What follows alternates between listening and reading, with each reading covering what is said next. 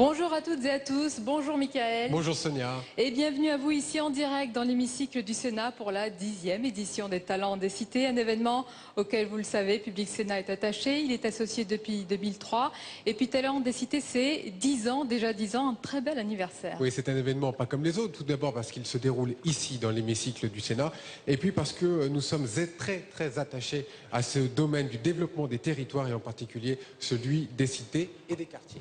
Et on vous le rappelle, Talents des Cités, c'est un concours de création d'entreprises et d'associations qui récompense de jeunes entrepreneurs et puis aussi des acteurs du mouvement social dans les quartiers et les zones dites prioritaires. Nous fêtons aujourd'hui, je vous l'ai dit, sa 10e édition. J'en profite pour saluer tous ceux qui ont toujours soutenu cette belle initiative et tous ces beaux projets. Il y a bien sûr le ministère de la Ville, il y a le Sénat, il y a l'Accès, il y a le réseau BGE et bien sûr la Caisse des dépôts. Et oui, Sonia, et depuis 2002, Talents des Cités peut aussi compter sur la présence importante de ses partenaires. Talents des Cités, c'est avant tout le parcours et des personnalités qui ne vous laisseront pas indifférentes. Et en 10 ans, le concours a primé près de 400 projets.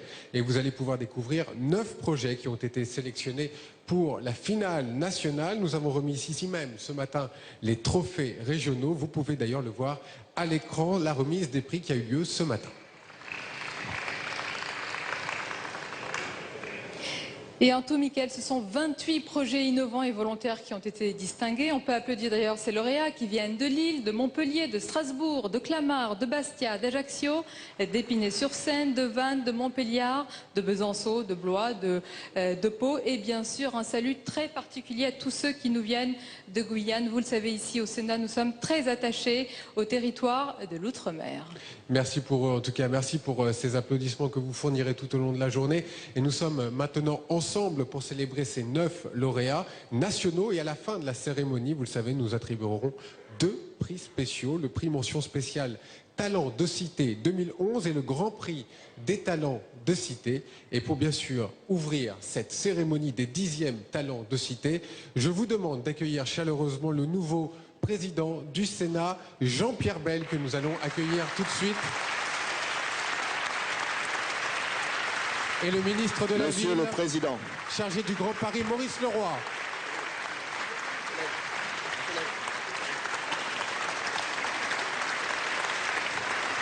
Jean-Pierre Bel, nouveau président du Sénat, Maurice Leroy, ministre de la Ville. Monsieur le Président, si vous voulez bien, pour le discours. Vous connaissez le chemin, Bonjour. direction le plateau, si vous voulez bien vous exprimer.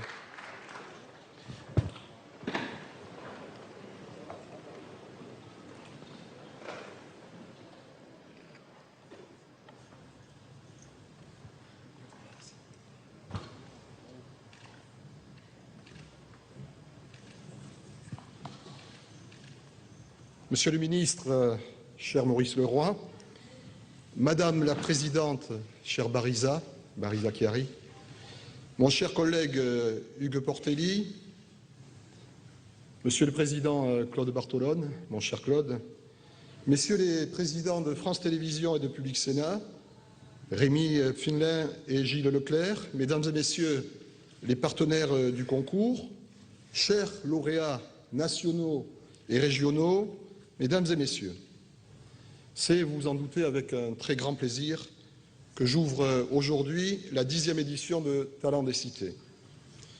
C'est une grande joie, en effet, d'être parmi vous en ma qualité de président du Sénat. Et ce concours est un véritable symbole pour le Sénat nouveau qui débute ces jours-ci, et pour moi-même. Je tiens donc à saluer mon ami Claude Bartolone qui, lorsqu'il était ministre en charge de la ville, a créé Talents des Cités.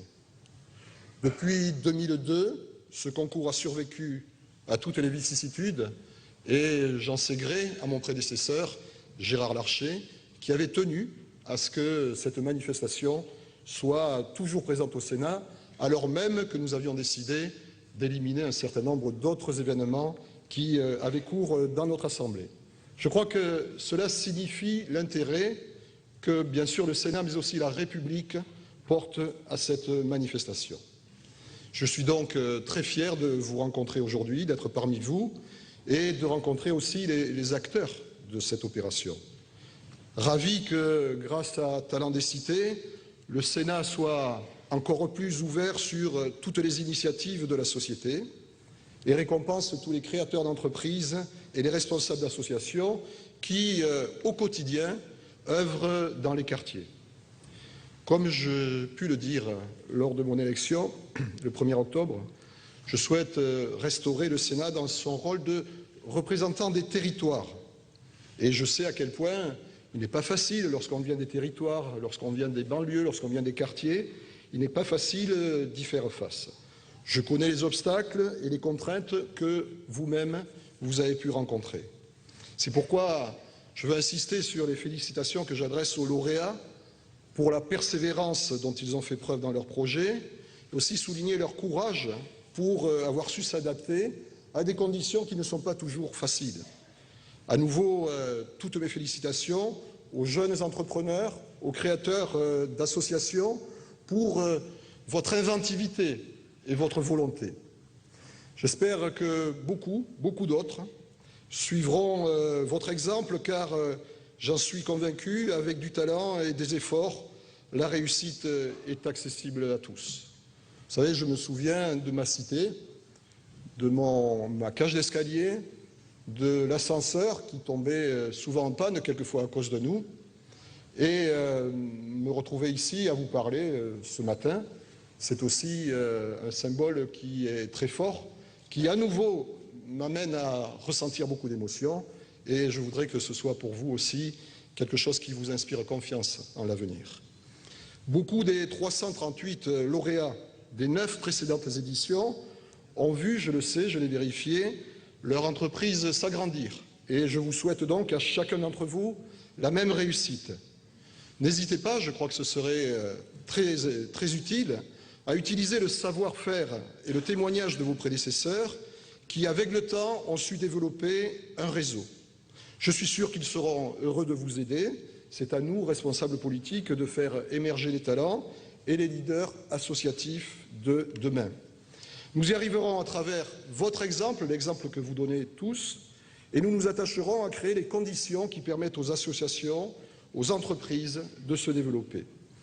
Telle est la mission qui, selon moi, doit être remplie par ce concours et les objectifs que nous devons nous fixer. C'est la raison pour laquelle j'ai tenu à ce que tous les lauréats et leurs proches soient accueillis ici au Sénat dans l'hémicycle, c'est-à-dire au cœur même des institutions républicaines.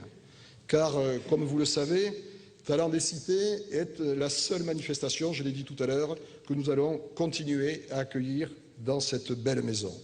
C'est donc le signe que ce concours est au centre de nos préoccupations.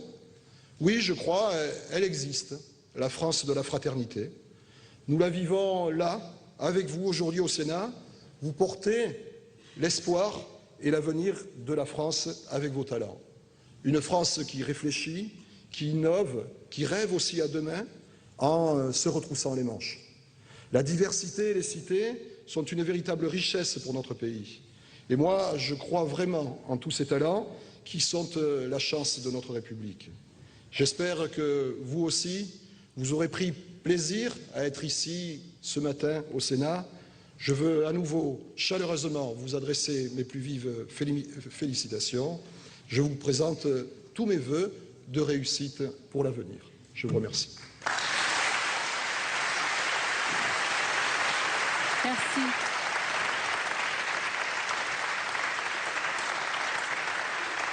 Merci, Monsieur le Président. Et merci à la nouvelle impulsion que vous donnez donc à Talents des cités. On va appeler Monsieur le Ministre. Monsieur Maurice Leroy. Monsieur Maurice Leroy, ministre de la Ville, qui suit et qui soutient cette initiative depuis longtemps, Talents des cités.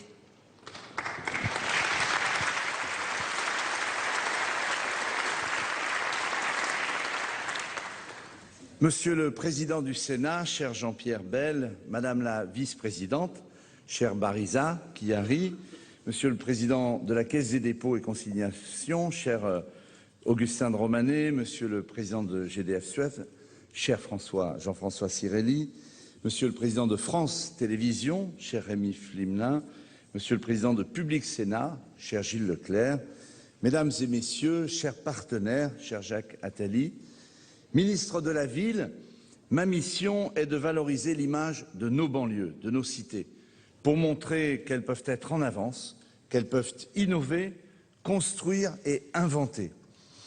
Ma mission est de mettre la lumière sur les réussites exemplaires et les parcours extraordinaires dont vous êtes, mesdames et messieurs, les lauréats et les jeunes ambassadeurs. Je tiens à vous dire combien je suis fier de vous, combien la France est fière, combien notre République, dont nous partageons les valeurs, vous est reconnaissante. Pour la 10e fois, cher Claude Bartolone, qui en a été l'inspirateur, je vous dis un truc un peu hors discours. Claude a une expression que j'apprécie beaucoup. Il dit il y a une espèce en France de club des ministres de la ville, de toute sensibilité confondue. Je le fais en saluant Éric Raoult, qui a été aussi ministre de la ville.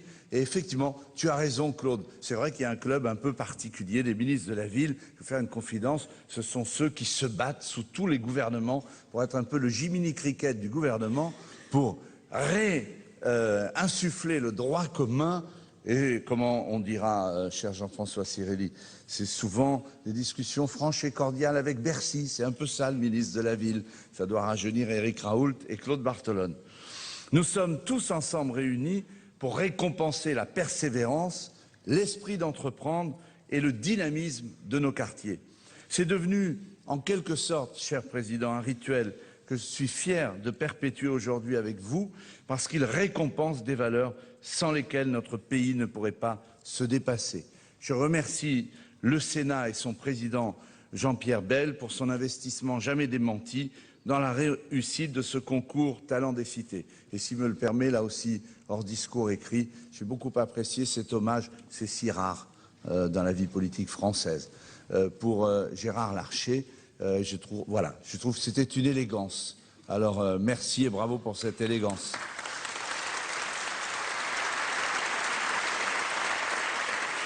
Et bravo et merci d'avoir permis l'accès à l'hémicycle du Sénat, parce que c'est effectivement formidable et ça aussi c'est la République et la continuité de la République. Je salue également pour cette année encore la présence de France Télévisions à travers son président Rémi Flimelin, qui marque l'engagement fort de la télévision publique aux côtés de Talents des Cités. Je salue l'ensemble des entreprises si fidèles à leur engagement qui, en parrainant Talents des Cités, contribuent année après année à véhiculer une image positive de nos quartiers. C'est aussi le moyen de fédérer les acteurs d'aide à la création d'entreprises, comme les collectivités territoriales, au travers de notre partenariat avec le Sénat, la Caisse des dépôts, dont l'action en matière d'ingénierie est pour nous essentielle. Les opérateurs d'aide à la création d'entreprises, que sont notamment BGE ou Financité, cher Jacques Attali, qui accomplit sur le terrain partout dans nos cités un travail admirable, ainsi que des grandes entreprises. Mesdames et messieurs les lauréats, vous montrez aujourd'hui que nos quartiers peuvent aussi être à la pointe de l'innovation et de l'innovation durable. L'un d'entre vous a d'ailleurs remporté la médaille de bronze du concours Lépine en 2009. Taoufik, Gilbert et Jérémy dans la location de véhicules propres, Abdallah qui innove dans le tri sélectif, ou encore Cécile qui investit dans le progrès social et environnemental. Je veux encore citer Wari qui se spécialise dans la mise en place de réseaux d'écrans plasma. Je tiens aussi à saluer les valeurs de vivre ensemble qui inspirent vos talents. Linda, dont le centre d'animation associatif réalise tellement pour la cohésion sociale. Je pense aussi à Mehdi, dont le logiciel permettra d'élargir l'accès à la langue française. Mesdames et messieurs, vous le constatez tous, Talents des Cités est devenu le rendez-vous de la créativité et de l'ambition de notre jeunesse. Talents des Cités récompense le parcours parfois difficile de ceux qui veulent créer leurs entreprises. Mais c'est aussi une image pleine d'espoir pour ceux qui veulent tout simplement trouver leur place dans la société. C'est pourquoi je multiplie les initiatives pour promouvoir l'accès à l'emploi, que ce soit par les opérations de désenclavement amplifiées par le Grand Paris, qui rendront ces territoires plus accessibles aux entreprises qui souhaitent s'y installer, ainsi qu'à leurs salariés. Cela passe également par les zones franches urbaines, créées par Éric Raoult, dont j'ai proposé la prorogation et auxquelles l'État consacrera plus de 380 millions d'exonérations sociale et fiscale en 2012. L'an dernier, près de 50% des lauréats de Talents des cités avaient créé leur activité en zone franche urbaine. Vous voyez que c'est important qu'on le proroge. Et ont ainsi pu bénéficier d'aides à l'embauche de salariés et d'exemptions d'impôts. J'ai tenu à aller plus loin encore pour soutenir cette jeunesse courageuse et ambitieuse. Pour favoriser la détection et l'émergence de projets de création d'entreprises, nous allons intensifier les actions de sensibilisation, d'aide à la création d'entreprises et à la sécurisation de leur parcours, en partenariat, et je l'en remercie, étroit avec la Caisse de dépôt, dans le cadre de notre projet de développement des Cités Lab. Enfin, vous avez tous fait l'expérience. L'accès au financement est l'un des principaux obstacles à la création d'entreprises. La création d'un fonds de prêt d'honneur associant mon ministère, l'a dit, la Caisse des dépôts et des partenaires privés dotés à terme de 5 millions d'euros s'inscrit clairement dans cette perspective. Alors oui, le monde, vous le savez, connaît une crise sans précédent. Mais à l'image de Pierre Mendès France, je pense résolument que nous ne devons pas sacrifier l'avenir au présent. Vous incarnez l'avenir. Vous incarnez, à vous tous ici réunis au Sénat, la valeur du travail, de l'innovation et du risque, parfois. Ces valeurs sont à la source du progrès économique et social et sont donc le socle de notre République. Je vous souhaite plein succès pour l'avenir. Merci.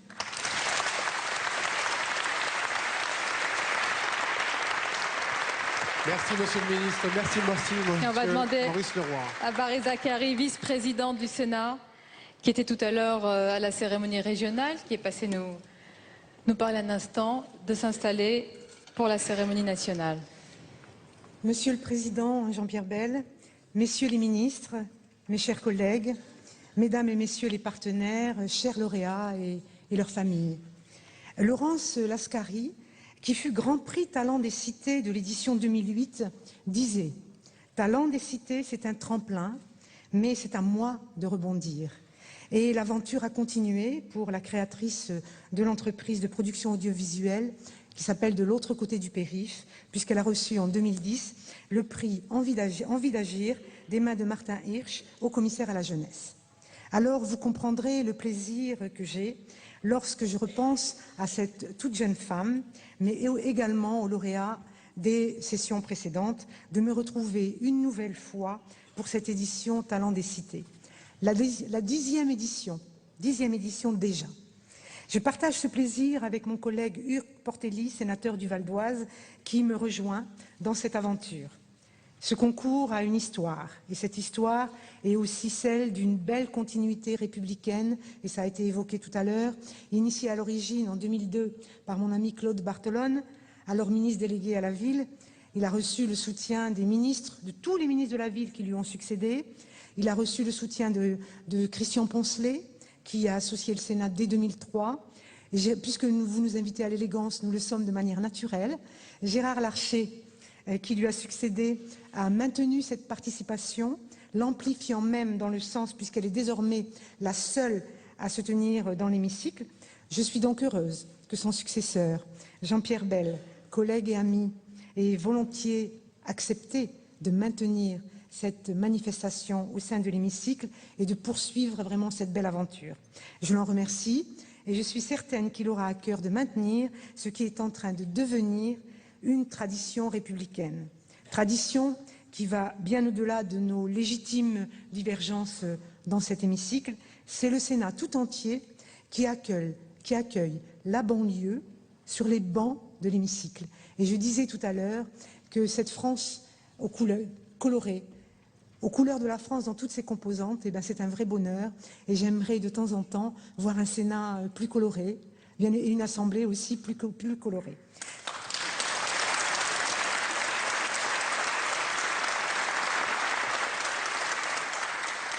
Et pas seulement un jour dans l'année. Talents des cités, c'est pour moi, c'est la preuve que la France doit être fière de ses cités, de ses banlieues, de ses quartiers et donc de ses diversités. Talents des cités est un hommage à votre talent, à de jeunes entrepreneurs ou de responsables d'associations Un hommage à votre détermination, à votre courage. Talent des cités, c'est votre compétence et non votre appartenance qui est mise en avant. Grâce à Talent des cités, le Sénat est donc plus que jamais au cœur du dialogue et au cœur des territoires. Et c'est bien notre rôle. Au cours de toutes ces années, Talent des cités m'a également conforté dans la profonde conviction que le savoir est et doit rester la pierre fondatrice de notre République. Le parcours impressionnant et digne d'éloge de nos lauréats régionaux et nationaux à travers toutes ces années le démontre. Chers lauréats, mes amis, je sais à quel point le chemin pour arriver ici fut long et que le chemin qui vous reste à parcourir l'est tout autant. Je pense très souvent à cette maxime soufie qui dit « Nul ne peut atteindre l'aube sans passer par le chemin de la nuit. Nul ne peut atteindre l'aube sans passer par le chemin de la nuit. » Et je sais à quel point, pour vous, le chemin de la nuit fut long, fut sombre et peut-être même désespérant. Vous avez trébuché, je le sais, car ce parcours fut aussi le mien. Les discriminations qui touchent ceux qui ne sont pas du bon quartier, de la bonne couleur, ceux qui appartiennent aux origines contrôlées, existent. Il ne faut pas se le cacher. Et en dépit de cette adversité, vous avez continué, vous vous êtes relevé et vous êtes aujourd'hui au cœur de la République. Je sais que pour autant, vous gardez de l'amertume, et c'est normal. L'amertume s'estompe en arrivant ici, car en triomphant de vous-même, vous possédez une force et vous nous l'avez montré. J'espère que votre nomination au concours Talent des cités marquera pour vous une nouvelle aube, qu'elle vous permettra d'aller plus loin dans vos idées et vos réalisations. Je vous le dis avec beaucoup de sincérité, je le dis aux lauréats et aux partenaires, aux parents, aux entreprises qui sont tous ici et qui sont vraiment fidèles à la fidélité, je les remercie, au club 21e siècle qui ne nous a jamais manqué, ce sont mes amis, et je salue la nouvelle présidente Fleur Pellerin qui a mis le club au service de Talent des cités, comme d'habitude pour le coaching de tous ces jeunes, à France Télévisions, bien évidemment, et son président, à Public Sénat et son président, parce qu'il ne s'agit pas seulement de faire, il est important de faire savoir. Et comme vous formatez, vous avez un rôle dans le format des représentations, votre rôle est essentiel dans le relais de cette manifestation. Alors votre participation ici à tous nous oblige, votre présence ici nous honore, oui, elle honore les élus de la République car elle donne un sens et elle redonne de la vigueur au débat que nous avons, au combat que nous menons ici, sur les bancs de cet hémicycle, en faveur de la méritocratie et de l'esprit d'entreprise et surtout de l'égalité, car l'égalité est toujours un combat. À travers les Talents des cités, le Sénat lance un message aux lauréats que je vous demande de relayer. La République que j'aime, la République pour laquelle je me bats, cette République-là ne doute pas de vous. Elle a confiance en vous et elle vous accueille aujourd'hui, vous et vos proches, avec infiniment de respect et beaucoup d'enthousiasme dans la salle des séances du Sénat. Alors, mes amis, ne doutez plus de la promesse républicaine, vous l'incarnez aujourd'hui. Je vous remercie.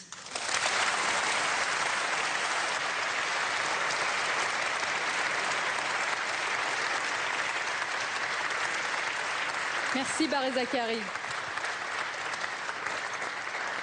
Merci Barry Zacharie. Alors Michael, avant de découvrir ensemble le palmarès national de cette cérémonie, on va faire un petit mot d'explication en fait pour tous ceux qui nous regardent. C'est très important parce que chaque année, de très nombreux futurs lauréats sont devant leur télévision et découvrent cette cérémonie. Alors comment ça se passe ? Alors il faut le redire, hein, tous les lauréats viennent de sélections qui sont faites tout d'abord en région. Tout au long de l'année, des jurys régionaux animés par le réseau BGE sélectionnent les meilleurs dossiers, des créations d'entreprises et d'associations dans un quartier ou une zone prioritaire de la politique de la ville.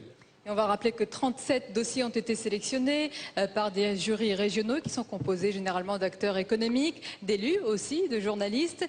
Et il y a aussi un jury national qui est composé des partenaires historiques de Talent des cités qui a distingué, vous le savez maintenant, 9 lauréats nationaux. Puis à la fin de cette cérémonie, il y aura 2 grands prix. On va aussi rappeler les membres du jury. Il y a Safran, il y a le groupe Casino, la Société Générale, GDF Suez, la Fondation SFR, l'ANRU, Financité, le Comité interministériel des villes, l'Accès, le club du 21e siècle et le SPQR. Voilà, on a cité tout le monde, il n'y aura pas de mécontents.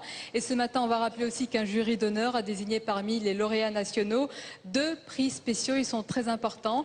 Il y a le prix mention spéciale, Talent des Cités 2011, et le grand prix Talent des Cités qui sont remis tous deux tout à l'heure en fin de cérémonie. Et nous allons appeler tout de suite l'un des partenaires fidèles de Talent des Cités qui parraine le premier lauréat. On va s'y coller dans 2 petites secondes. J'invite Augustin de Romanet, directeur général de la Caisse des dépôts, à venir nous rejoindre. Merci Augustin de Romanet. Et on va voir tout de suite en image ce premier portrait.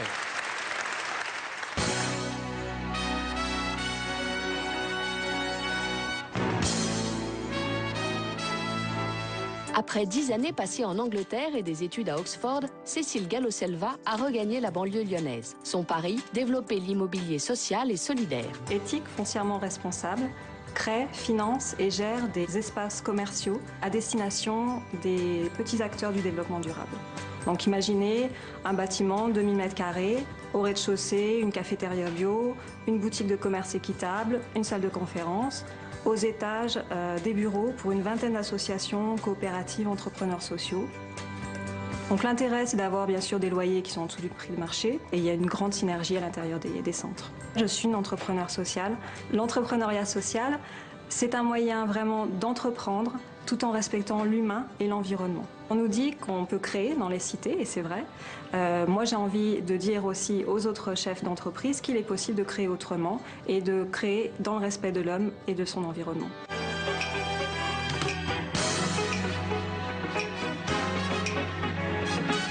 Voilà, Cécile Gallo-Selva, lauréate, bonjour. Fondatrice d'Éthique foncièrement responsable. Félicitations d'abord pour commencer. Vous êtes une actrice de l'économie solidaire. Ce modèle d'entreprise éthique, est-ce que c'est une réponse finalement aux difficultés que l'on connaît aujourd'hui? Augustin de Romanet va vous donner le micro. Merci, bonjour à tous. Oui, je suis profondément convaincue. Les entreprises responsables existent ici, en France, à l'étranger. Elles reposent sur un modèle économique qui est durable. Il est tout à fait possible d'entreprendre sans avoir une recherche du profit maximal, donc de respecter, de créer un produit qui est réellement utile et qui apporte, comment dire, un avantage à la société et à son environnement. Oui. Et je crois que Cécile, vous avez de nombreux projets. Il y a un centre qui est prévu pour Marseille, c'est bien cela? Donc en fait, on travaille, moi je suis basée à Vaux-en-Velin, qui est juste à côté de la cité où j'ai grandi, je suis de Bron-Terraillon. Et donc on a des projets sur Vaux-en-Velin, sur Montreuil et sur Marseille. Voilà. Augustin de Romanet, vous êtes un fidèle, hein, vous êtes tout le temps là chaque année pour Talent des Cités, la Caisse des dépôts également évidemment à travers vous. Qu'est-ce qui vous a intéressé dans le projet de Cécile, mis à part sa motivation et sa détermination? Bon, la modestie commande de dire que ce n'est pas moi qui ai sélectionné cette pépite, c'est les réseaux régionaux de la Caisse des dépôts et des boutiques de gestion qui chaque année trouvent des icônes. Alors moi, dans l'entreprise qui a été créée par vous, j'ai vu 3 caractéristiques remarquables: l'innovation, l'exemplarité et le rayonnement. Alors je vais d'abord commencer par l'exemplarité. Vous êtes un parcours formidable. Vous avez commencé à Bron, vous êtes parti à Oxford, à Londres et vous êtes revenu à Vaux-en-Velin. Vous êtes allé chercher le meilleur de ce qu'il pouvait y avoir à l'étranger, l'innovation sociale en Grande-Bretagne, et vous êtes revenu en France pour apporter des réponses aux besoins des territoires. Mes collaborateurs, nos collaborateurs, vous le savez, sur le terrain, il y a besoin de centres commerciaux pour des associations qui font de l'économie sociale, du commerce équitable, des associations solidaires pour insérer les chômeurs. Avec votre produit, je vais être court parce que sinon vous pourriez m'emmener très loin, vous avez en réalité créé des centres commerciaux pour l'économie sociale. Et c'est en cela que vous êtes rayonnante, c'est-à-dire que non seulement vous avez votre propre force, mais vous donnez de la force à autrui, puisque en permettant à autrui d'avoir des loyers plus modérés dans des immeubles exemplaires, vous créez également de la richesse. Donc vous comprendrez pourquoi il n'y avait pas beaucoup de peine à être séduit par ce dossier. Alors elle est gâtée, Cécile, elle est rayonnante, elle est innovante et en plus elle a un trophée. Augustin de Romanet, je vais vous laisser remettre le trophée à notre première lauréate. Voilà, merci beaucoup Cécile. Vous pouvez montrer votre trophée si vous voulez. Et on va vous laisser également passer devant nous pour la photo traditionnelle. Pour faire la photo. Augustin de Romanet, si merci vous voulez bien aller faire la petite photo. Merci à vous alors. Un nouveau lauréat à présent, donc pour un nouveau lauréat, c'est un nouveau partenaire et parrain. Je vous demande d'accueillir Fleur Pellerin, c'est la nouvelle présidente du club du 21e siècle. Merci Fleur. Voilà, vous allez venir à nos côtés. Et on va découvrir ensemble bien le lauréat Talent des Cités 2011 que parraine justement le club du 21e siècle.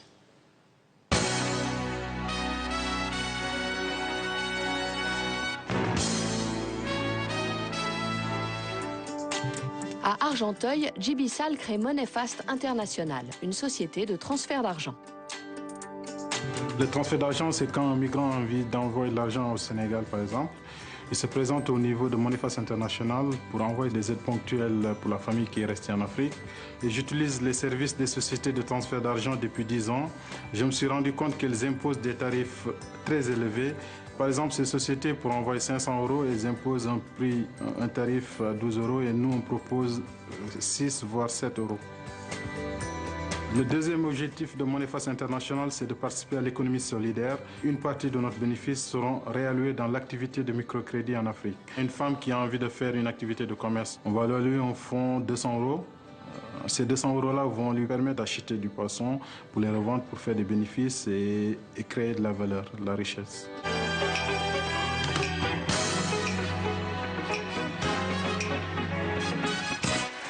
JB Sall, merci de venir avec nous.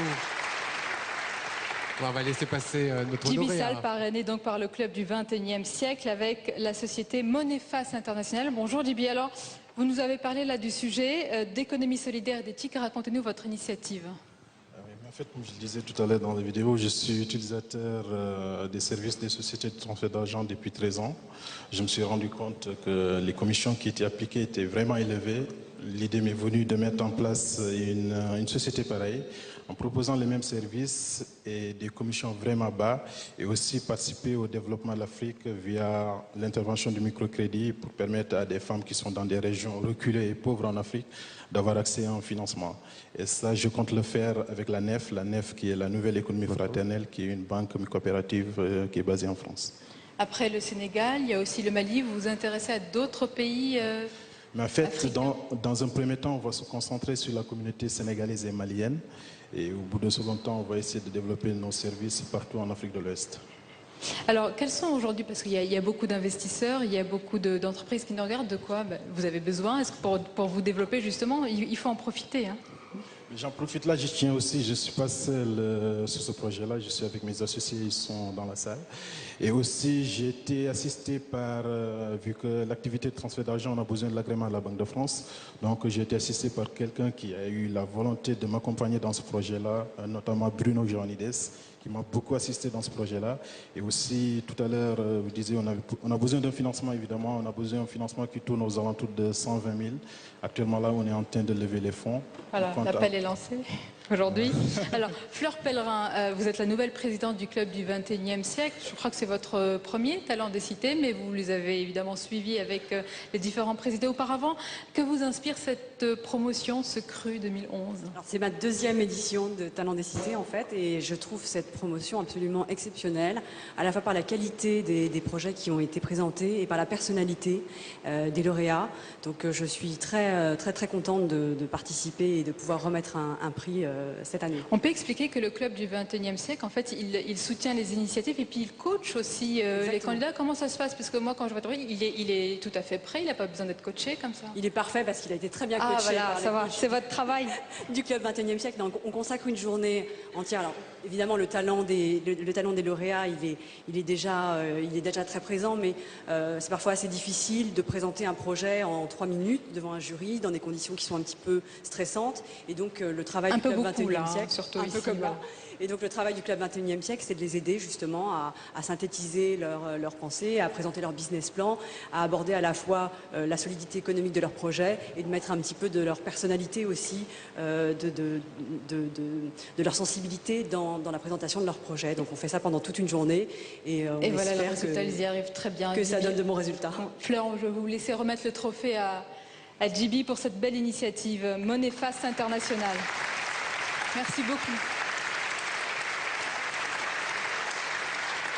Je vous laisse pour la photo, JB. Allez-y. Je vous en prie, allez-y. Allez-y, je vous en prie. C'est juste par là. Et Sonia, maintenant, je suis à côté de Frédéric Caméo-Ponce, qui est notre invité aujourd'hui. Vous êtes assis à la place d'une sénatrice. Déjà, ça doit faire un petit effet, non? Oui, tout à fait, oui, bon, bien sûr, oui. Alors, je le rappelle, vous êtes président de BGE, les réseaux qui animent le concours de façon très active depuis cette création des talents des cités depuis 2002. Alors, évidemment, vous avez vu évoluer les mentalités. Qu'est-ce qu'on peut dire aujourd'hui de Talents de Cité?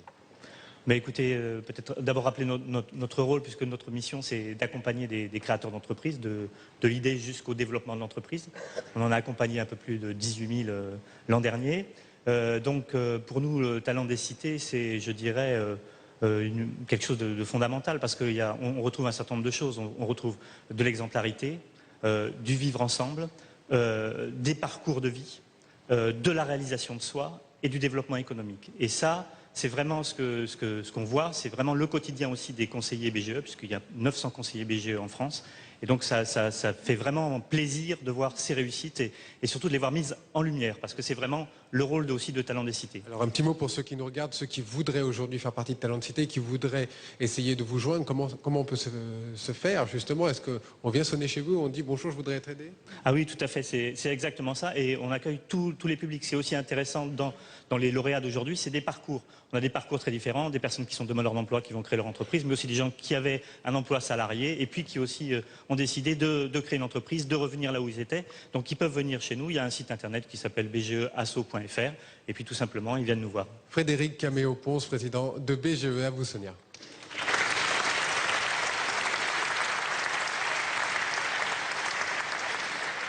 La suite de cette cérémonie Talents des Cités 2011, je vous rappelle que nous sommes en direct dans l'hémicycle du Sénat, sur l'antenne Public Sénat, pour présenter cette belle cérémonie. Elle a 10 ans et aujourd'hui. Je vais demander à Bariza Chiari et à Hugues Portelli, sénateur du Val d'Oise, de nous rejoindre pour remettre le prochain prix lauréat qui est choisi par le Sénat. Celui-ci, on va regarder ensemble la vidéo de présentation.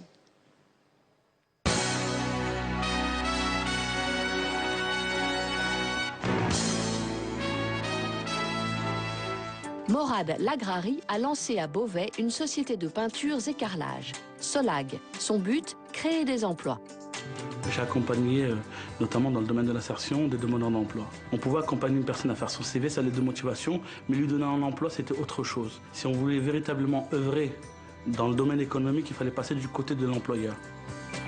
J'habite dans une ville qui s'appelle Beauvais, qui connaît un grand plan de rénovation urbaine. Et je me suis dit, c'est peut-être une opportunité de pouvoir faire rencontrer ces demandeurs d'emploi et ces appels d'offres qui allaient générer des emplois. Et j'avais envie de me sentir fier, de créer de la richesse, de créer de l'emploi. Peut-être beaucoup vont trouver ça bête, mais de payer des impôts. J'aime beaucoup la phrase de JF Kennedy qui dit « Ne te demande pas ce que le pays peut faire pour toi, mais demande-toi ce que toi tu peux faire pour ton pays. » Et ça vraiment, j'ai envie qu'on puisse se dire qu'aujourd'hui on est en capacité de réaliser son rêve. Maintenant il faut que nous-mêmes on en prenne conscience.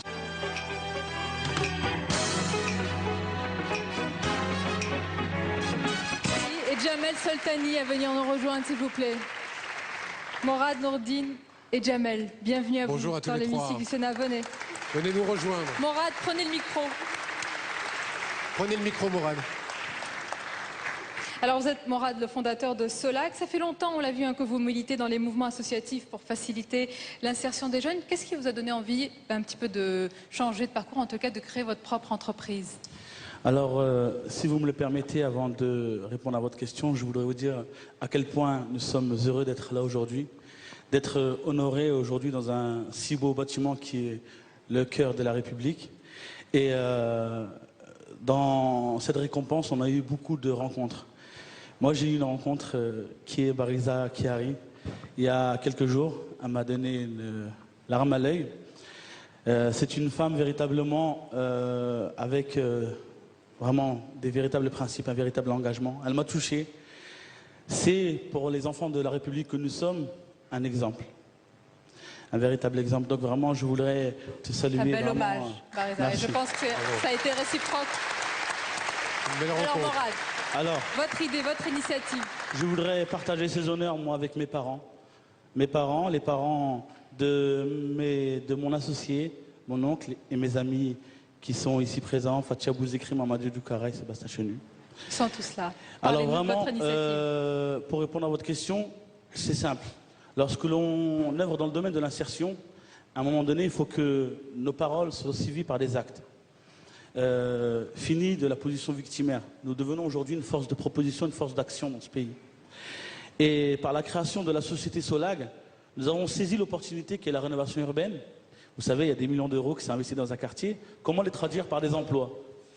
Solag, ça a été cette plateforme qui a souhaité faire rencontrer ces appels d'offres et ces demandeurs d'emploi. C'est parti de cet état d'esprit. Aujourd'hui, nous travaillons dans une zone de chalandise dans 3 grandes régions, la Haute-Normandie, la Picardie et l'Île-de-France. Morad, c'est quoi votre phrase que vous avez dit, votre maxime, votre philosophie peut-être? Vous l'avez répété tout à l'heure, pouvez nous la redire? Alors depuis novembre 2005, comme je l'ai dit, et ce matin au jury d'honneur, il y a eu la révolte des banlieues. Depuis ce jour-là, j'ai cette phrase de J.F. Kennedy qui résonne et qui est véritablement, qui a pris tout son sens en ce novembre 2005. C'est ne te demande pas ce que ton pays peut faire pour toi, mais demande-toi ce que toi tu peux faire pour ton pays. Et lorsque je vois tous les visages aujourd'hui, ici au Sénat, vraiment je vous le dis sincèrement, je suis fier de voir cette image de la France ici présente aujourd'hui. Merci beaucoup. Voilà, on va applaudir Morad. Hugues Portelli, vous allez prendre le micro. Merci Morad. Hugues Portelli, on comprend pourquoi vous l'avez choisi, on comprend pourquoi c'est le choix du Sénat. Avec quelqu'un comme Morad, ça a été vite fait. Ce sont des valeurs de terrain auxquelles vous croyez, Hugues Portelli?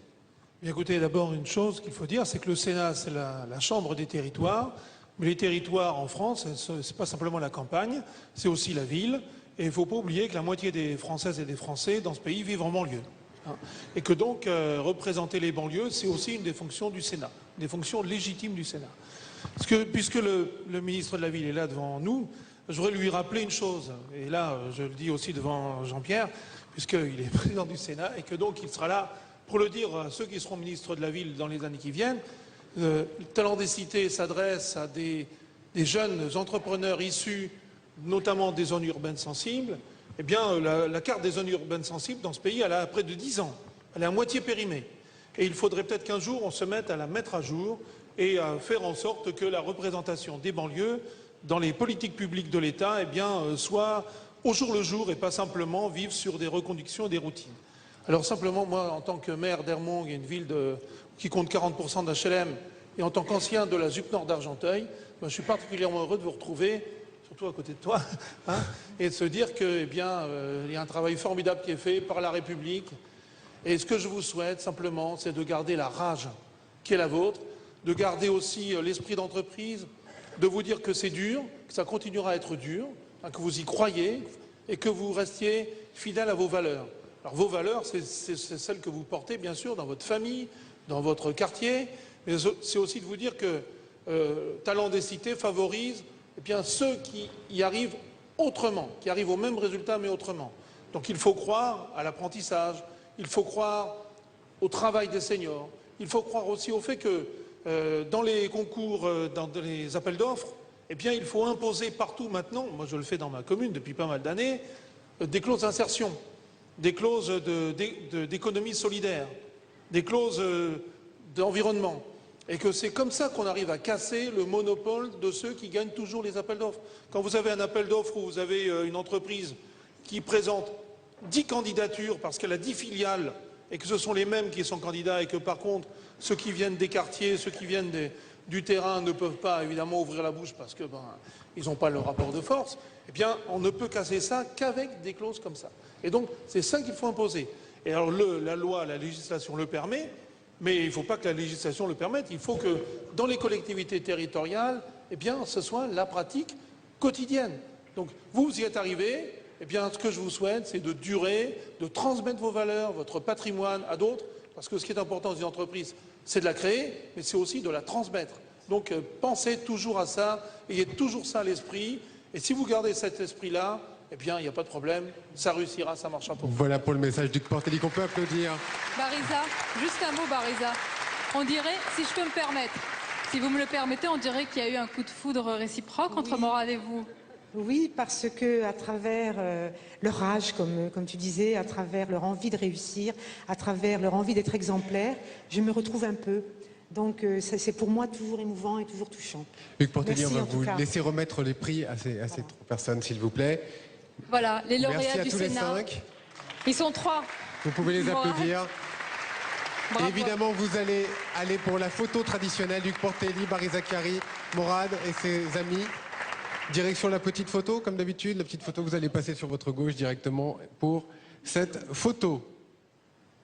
Et pour accueillir notre prochain lauréat, je vais vous demander à un fidèle, parmi les fidèles de Talents des Cités, de nous rejoindre. Mansour Zoberi, qui est déjà très applaudi, directeur de promotion de la diversité, de la solidarité du groupe Casino.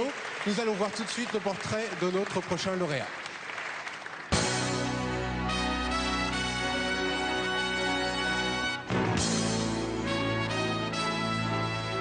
Taoufik Ismar, installé en Bourgogne, lance une société de transport collectif à la demande. Ses mots d'ordre, mobilité et convivialité. Mon entreprise, la signature, c'est souriez, vous voyagez. C'est un concept pour transporter 2 à 8 personnes dans le véhicule, mutualiser les places du véhicule pour un partage au niveau du coût. Il y a une partie en fin de compte vraiment sociale, c'est accompagner les gens dans la mobilité. C'est-à-dire une personne âgée, une personne handicapée, c'est prendre le temps de l'aider à sortir du véhicule et peut-être de la ramener jusqu'au lieu de rendez-vous, et voir par la suite si elle revient avec moi ou pas. Pendant 2 années, je n'ai pas pu marcher et j'ai vu cette volonté, cette force au niveau de mes parents qui ont insisté pour me faire une opération qui était lourde, mais qui a été aussi lourde de sens par la suite parce que ça m'a permis de m'orienter et d'arriver jusqu'à aujourd'hui avec toute cette valeur humaine que j'ai au fond de moi. J'ai l'intention de rendre au niveau de la société tout ce privilège que j'ai de pouvoir marcher et d'être parmi vous aujourd'hui.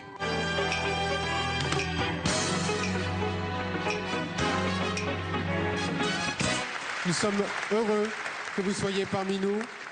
Alors Taoufik Ismar, vous avez le sourire, on le comprend. Vous voulez... Il est ému aussi.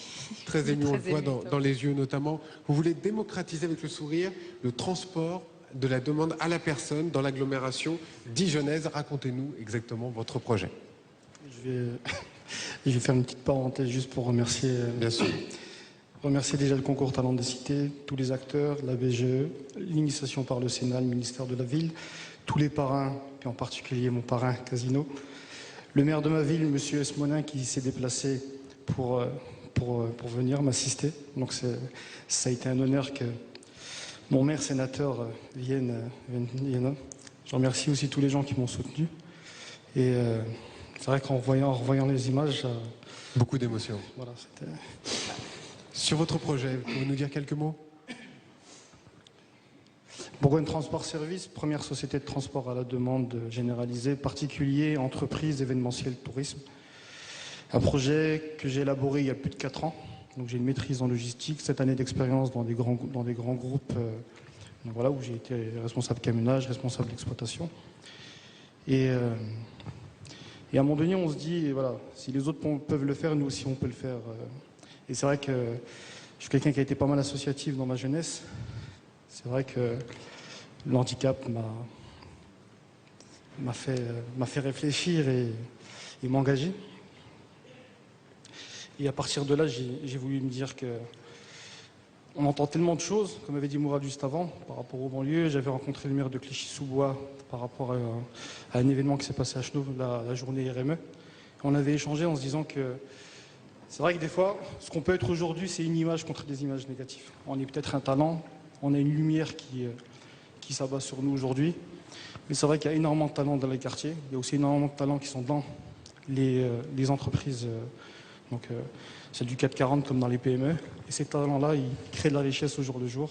Et puis, si aujourd'hui si on est honoré, aussi, on peut aussi féliciter tous ces gens qui... On les félicite. Beaucoup d'émotions et beaucoup de force pour Taoufik, qu'on peut applaudir. Mansour Zoberi pour le groupe Casino. On joint aussi les applaudissements parce que vous êtes un fidèle parmi les fidèles. On vous remercie encore d'être avec nous aujourd'hui. Alors d'abord, il y a l'initiative de Taoufik, il y a aussi son parcours, il y a les valeurs qu'il porte. On imagine que c'est tout cela qui vous a décidé à le soutenir, à l'encourager. Alors effectivement, c'est vrai que nous, le groupe Casino, on nourrit un monde de diversité. Et on a un certain nombre de valeurs. Alors, je vais peut-être me répéter, chaque année je dis les mêmes choses, mais c'est important, je crois que la répétition, c'est l'art de la pédagogie. On a des valeurs et la première des valeurs, c'est la conquête, conquérir pour trouver de nouveaux talents. Il se trouve que là, au travers de notre cérémonie d'aujourd'hui, un certain nombre de talents ont été découverts. Alors effectivement, il y a des choix à faire, on est exigeant aussi, et c'est vrai que le parcours de Taoufik nous a séduits à plusieurs titres. Le premier, d'abord, son histoire personnelle, qui rencontre une politique que l'on porte depuis maintenant des années, qui est en fait la politique en direction des personnes et travailleurs handicapés. Voilà. Bon, c'est vrai que déjà en soi, il fallait lui donner un coup de main. Ensuite, vous avez entendu, il a parlé d'une entreprise dont le nom est ancré dans le territoire, Bourgogne. Voilà, donc c'est vrai qu'en plus, il est important qu'on colle au territoire, et c'est vrai que c'est aussi au quotidien une action que l'on mène avec les territoires. Alors aujourd'hui c'est la Bourgogne, mais j'ai entendu parler d'Argenteuil tout à l'heure, et puis c'est vrai que nos ministres de la ville savent quel est le travail qu'au quotidien mène le groupe Casino. Et puis on est loyal à un engagement que l'on prend avec les pouvoirs publics. Alors vous l'avez dit tout à l'heure, c'est 18 ans d'action dans le cadre de la politique de la ville et 10 ans aux côtés justement de notre concours Talents des cités. Et je pense que Barisa l'a très bien souligné tout à l'heure.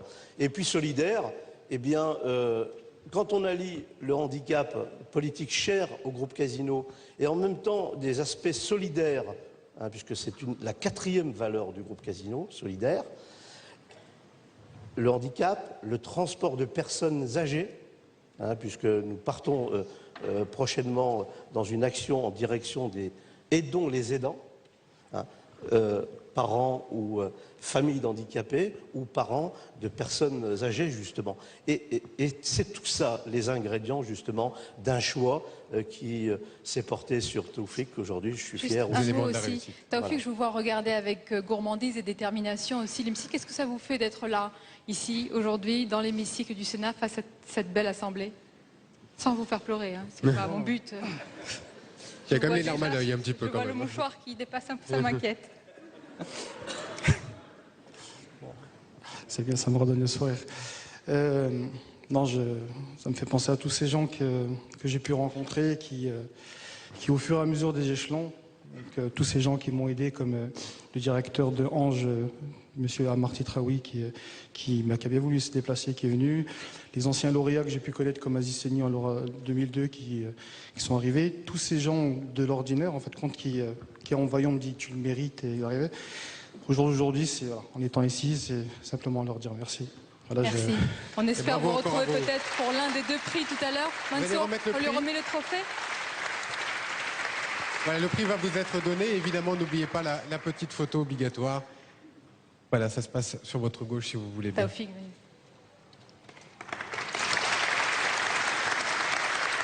Alors pour cette 10e édition, beaucoup de bonnes fées se sont mobilisées pour Talents de Cité. Vous avez peut-être vu mardi dernier sur France 5 le documentaire Talents de Cité. Que sont-ils devenus? Produit par CAPA avec le soutien de France Télévisions et diffusion évidemment sur Public Sénat dès ce soir à 22h. Alors pour nous parler de leur engagement pour Talents de Cité, j'invite Rémi Fimelin, président directeur général de France Télévisions à venir nous rejoindre et Gilles Leclerc, président de Public Sénat également à venir nous rejoindre à nos côtés. Merci d'être avec nous messieurs, merci beaucoup. Rémi Fimelin, année après année, France Télévisions, on le sait, est très présent auprès de Talents de Cité, le documentaire diffusé mardi dernier sur France 5, qui sera évidemment, Gilles Leclerc le redira peut-être, diffusé sur Public Sénat. C'est l'aboutissement finalement d'une envie commune de toutes les chaînes de France Télévisions. Oui, écoutez, c'est une envie commune, mais c'est surtout, je dirais, le reflet de notre vocation. France Télévisions est la télévision de la nation. Et la télévision de la nation doit être une télévision qui s'adresse à tout le monde, d'où d'abord une priorité pour moi qui est de donner sur nos antennes une place à la diversité, parce que c'est simplement le reflet de la nation et de la République dans laquelle nous vivons. Et puis, le deuxième point sur lequel je voudrais insister, c'est que nous sommes la télévision de la création. Et notre signature dans le plan sur lequel nous avons travaillé, c'est France Télévisions, c'est créer pour partager. Alors quand on pense création culturelle, on pense tout ce qui est lié au spectacle vivant et à tout ce que nous pouvons faire dans notre pays. Mais je pense que la création, c'est aussi la création d'entreprises, la création économique, la création de richesses. Et de ce point de vue-là, je voudrais vous dire, et j'ai déjà eu l'occasion de le dire dans ce même lieu, combien les valeurs que vous représentez les uns et les autres sont des valeurs importantes. Et en particulier les valeurs de travail, de courage, de persévérance. Et de ce point de vue-là, au-delà du fait de vous accompagner et de parler de ce que vous faites, je pense que ce que nous envoyons comme image de l'engagement est absolument central dans notre société. Et je vous remercie beaucoup de ce que vous faites. Et nous sommes fiers et extrêmement heureux de pouvoir être à vos côtés. Merci Rémi Flimelin. Merci Rémi Flimelin. Gilles Leclerc. Gilles, on a du mal à imaginer Talents des Cités sans Public Sénat et Public Sénat sans Talents des Cités. C'est un engagement profond et durable. Oui, absolument. Et vous avez remarqué, il y a 3 mots qui ont été beaucoup employés depuis ce matin, depuis à peu près 45 minutes. C'est le mot fierté, c'est le mot fidélité et c'est le mot valeur. Moi, ça ne me fait pas peur de répéter ces mots-là, parce que ce n'est pas seulement des mots, c'est quelque chose que nous représentons aujourd'hui. Tout simplement, moi d'abord, en mon nom personnel, je suis très fier d'être à vos côtés encore une fois ce matin, c'est la 3e fois. Mais c'est vrai, il faut quand même le rappeler, Public Sénat, ça fait 10 ans que cette chaîne vous accompagne depuis le début de cette manifestation. Donc ça, c'est aussi évidemment la fidélité. Mais au fond, tout ça, ça n'est pas un hasard. Je rappelle qu'évidemment, et vous le savez tous ici, c'est que Talents des Cités, c'est une initiative citoyenne, bien.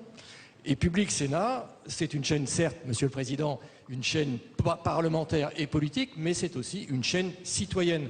Donc c'est tout à fait naturel, logique que nous soyons ensemble. Il y a un lien très fort qui nous unit avec Talents des Cités, un lien presque charnel.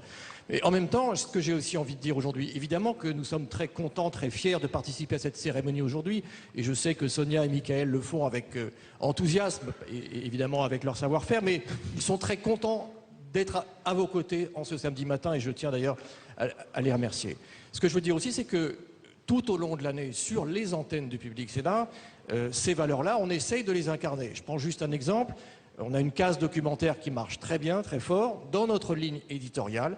Cette valeur-là de la diversité, de la volonté d'entreprendre, de parler des territoires, c'est une valeur très importante ici dans cet hémicycle, eh bien, on peut le voir donc sur les antennes de Public Sénat.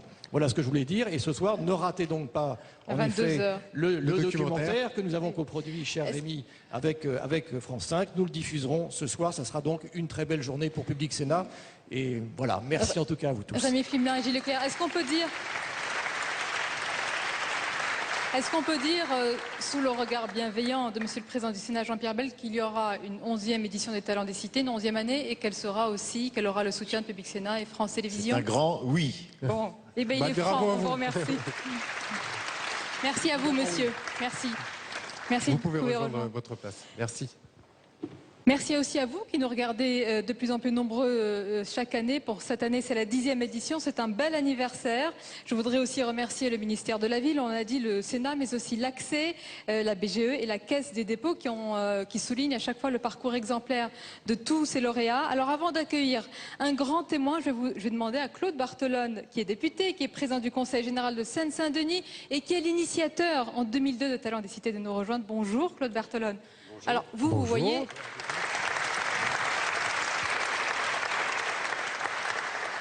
Vous voyez le bébé grandir, si je puis dire. Talents des Cités, petit à petit, il a 10 ans, c'est un bel âge. Vous l'avez vu tout petit? Et je l'ai vu tout petit, et Jean-Pierre Bel ne le sait peut-être pas, mais c'est sa région qui a donné naissance à Talents de Cité, parce que lui, il est dans Palot. Mais Talents de Cité a commencé à naître au moment où le Mirail s'enflammait. Et où je m'étais dit, voilà, on ne peut pas laisser simplement les images, notamment celles de la télévision, montrer les banlieues sous ce jour-là. Parce que chaque fois que l'on montre des images difficiles, c'est autant de difficultés pour les CV, c'est autant de difficultés pour les parcours scolaires, c'est autant de difficultés pour l'accès aux lieux culturels, c'est autant de difficultés pour l'accès au logement, c'est autant de difficultés sur tous les espaces de la vie.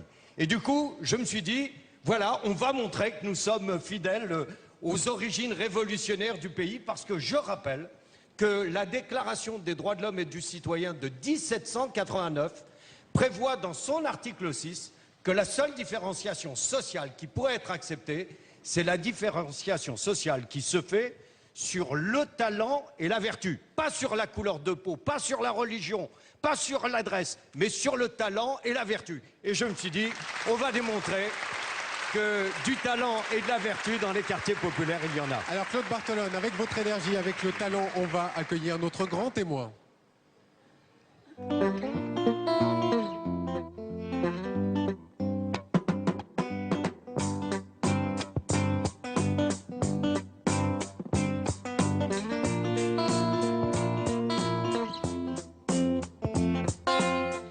Alors on va demander à Franck Saudoyer de nous rejoindre. Bonjour Franck Saudoyer, vous avez été lauréat des Talents des Cités en 2002. Président Claude Bartolone que vous connaissez sûrement. Comment, je vous en prie, vous allez prendre le micro, vous allez mettre à côté de Claude Bartolone. Comment allez-vous 10 ans après? Vous me faites vieillir. J'ai pris 10 ans en une matinée. Non, ça se voit pas trop, ça va. Ça se voit pas, donc c'est le principal. Bah, écoutez, je suis moi aussi bien évidemment très fier d'être parmi vous aujourd'hui. Le message diffusé, je crois, à travers ce formidable concours, c'est quoi? C'est l'image d'une France qui avance, l'image d'une France qui y croit, l'image d'une France qui a des rêves et qui se donne les moyens de pouvoir concrétiser ses rêves. C'est l'image d'une France qui est actrice. Bref, c'est tout ce que j'aime, donc j'aime être parmi vous aujourd'hui. Et Franck, pour tous les lauréats qui sont ici, et pour ceux qui nous regardent à la télévision, qui seront futurs lauréats, quelle dynamique ça donne, ce lauréat que vous avez eu? Qu'est-ce qui a changé depuis, dans votre parcours professionnel? Vous savez, quand vous êtes en phase de création d'entreprise, vous traversez une période où les doutes sont nombreux, les questions sont immenses et les réponses sont peu nombreuses à l'inverse. Et le fait de pouvoir être confronté comme ça à des jurys, dans des concours, où vous avez affaire à des gens qui sont experts dans la création d'entreprise, et lorsque ces gens vous disent votre projet est réaliste et on y croit, bah ça vous donne de la force, ça vous donne de l'estime de soi. Et dans cette période qui est difficile, cette période de création, bah c'est, je crois, quelque chose d'énorme. Et aujourd'hui, ça fonctionne plutôt pas mal pour vous?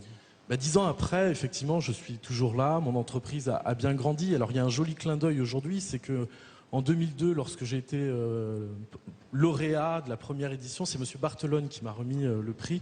Et l'autre clin d'œil sympathique aussi, c'est que je suis sur une ville qui s'appelle le Rincy en Seine-Saint-Denis. Et que monsieur le maire, Éric Raoult, ici présent, est là. Donc c'est un joli clin d'œil. Et donc, voilà, c'est tout à fait agréable. 10 ans après, mon entreprise, finalement, est sortie de la Seine-Saint-Denis puisque je suis devenu franchiseur.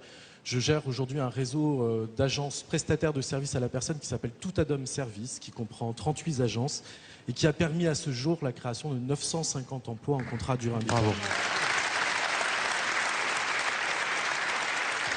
Peut-être pour finir, un mot, un conseil pour tous les lauréats qui seront là, qui sont là. Toujours y croire, toujours y croire. Rien n'est impossible. Ça a été dit à plusieurs reprises, c'est pas simple. Et la création est un parcours. C'est encore plus dur pour eux. Ils arrivent en temps de crise, en période troublée, même si vous l'avez connu aussi, mais il y a quelque temps. Oui. Mais pour autant, ça reste possible. Ça reste possible. Alors, ça fait appel à des talents, à des compétences, à de la force. Et puis, je crois qu'au final, je ne connais pas de recette miracle. Moi, vous savez, le seul conseil que je peux, si je peux me permettre de vous en donner un, avec énormément d'humilité, c'est le travail. Je ne crois qu'en cela. Je crois que ça vaut pour tout le monde. Merci beaucoup. Merci, bonne chance pour la suite. Encore une fois, merci Claude Bartolone. Vous pouvez rejoindre, on va vous donner ce prix. Il y a une petite photo qui vous attend. Et nous, on va continuer. Voilà, prix spécial grand témoin. Merci Franck. On va récupérer le petit micro. Merci beaucoup. La photo sur votre gauche. Merci. Allez-y. Oui. Et parmi les partenaires historiques, vous savez, de Talents de Cité figure naturellement GDF Suez qui le soutient depuis 2002, depuis sa création. Il a parrainé déjà 2 anciens lauréats qui sont présents aujourd'hui, Douada Sanogo, Adamli, qu'on peut applaudir évidemment.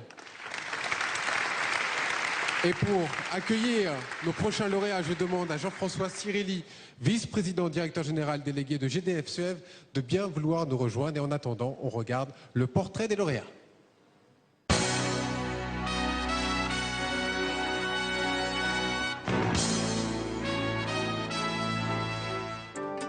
Linda Senoussaoui vit à Marseille. Elle s'est choisie de curieux patrons, les enfants. Pour eux, elle ouvre un centre d'animation dans le quartier d'affaires Euroméditerranée. C'est un centre d'animation associatif appelé Le Bord de Mer.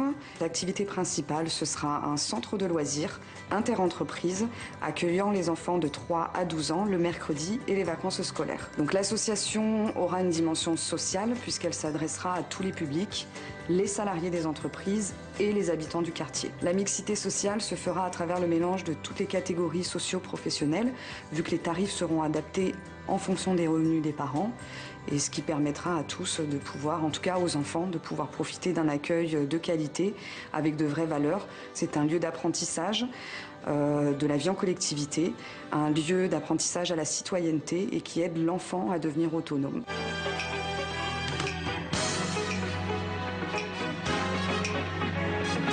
Voilà, je vous demande d'accueillir Linda Senoussaoui. Bonjour Linda. On va vous donner un petit micro, Jean-François Cirelli vous donne le micro. Alors vous allez donc lancer le premier centre inter-entreprise de France à Marseille.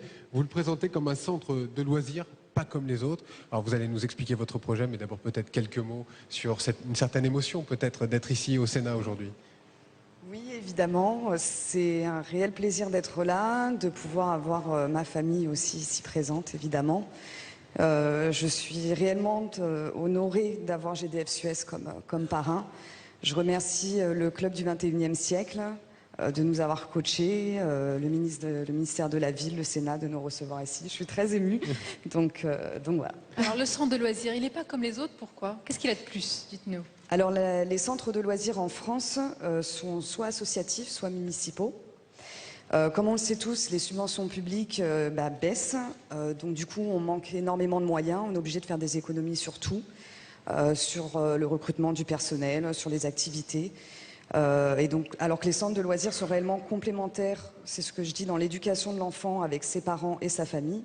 Ça n'est pas simplement un mode de garde, ils y apprennent énormément de choses et je trouve ça réellement dommage que ce type de structure soit en difficulté.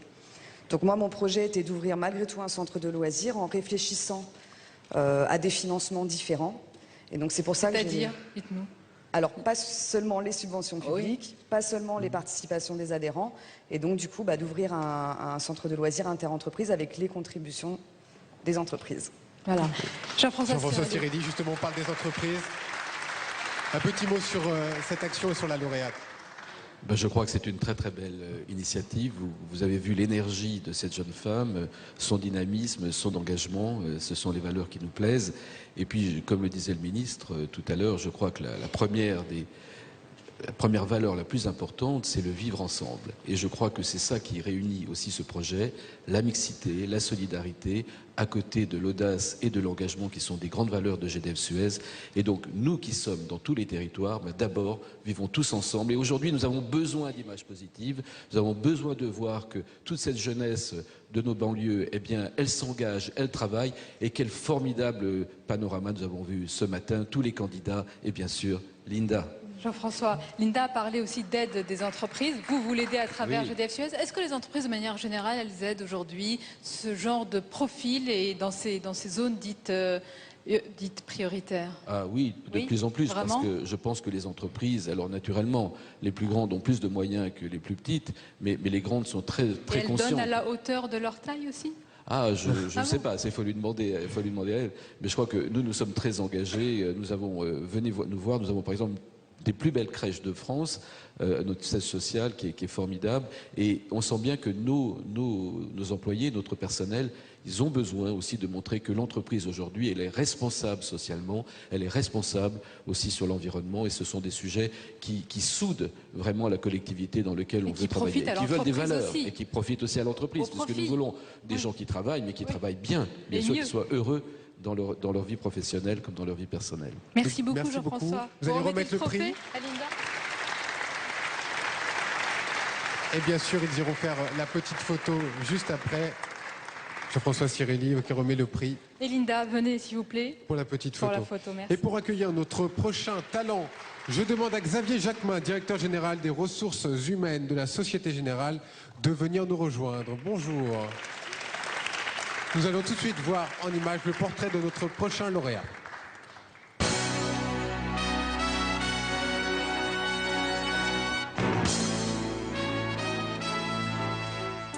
Albert Gassoret a 23 ans. C'est le plus jeune de cette promotion Talent des Cités. Installé à Nice, il loue des véhicules propres. Je représente Green Concess. Donc Green Concess, qu'est-ce que c'est? C'est d'une part du leasing, donc Green Leasing, c'est-à-dire de la location longue durée pour les entreprises et les particuliers. Et d'autre part, notre activité principale qui est Green Rent, donc c'est la location courte durée de véhicules électriques et de véhicules hybrides. L'intérêt des gens de louer un véhicule propre, c'est que c'est moins cher. On essaye d'être compétitif avec nos concurrents, ça pollue moins. Et puis, ça consomme moins. On a choisi le verre parce que le verre, c'est l'avenir. Le verre, c'est la réponse aux défis de notre génération. Donc concrètement, il faut savoir que les transports représentent 23% des émissions de CO2 aujourd'hui en France. Et Green Concess a été imaginé pour être l'une des solutions à cette problématique. Et puis l'idée derrière tout ça, c'est de pouvoir inscrire les jeunes de banlieue que nous allons embaucher demain dans cette révolution.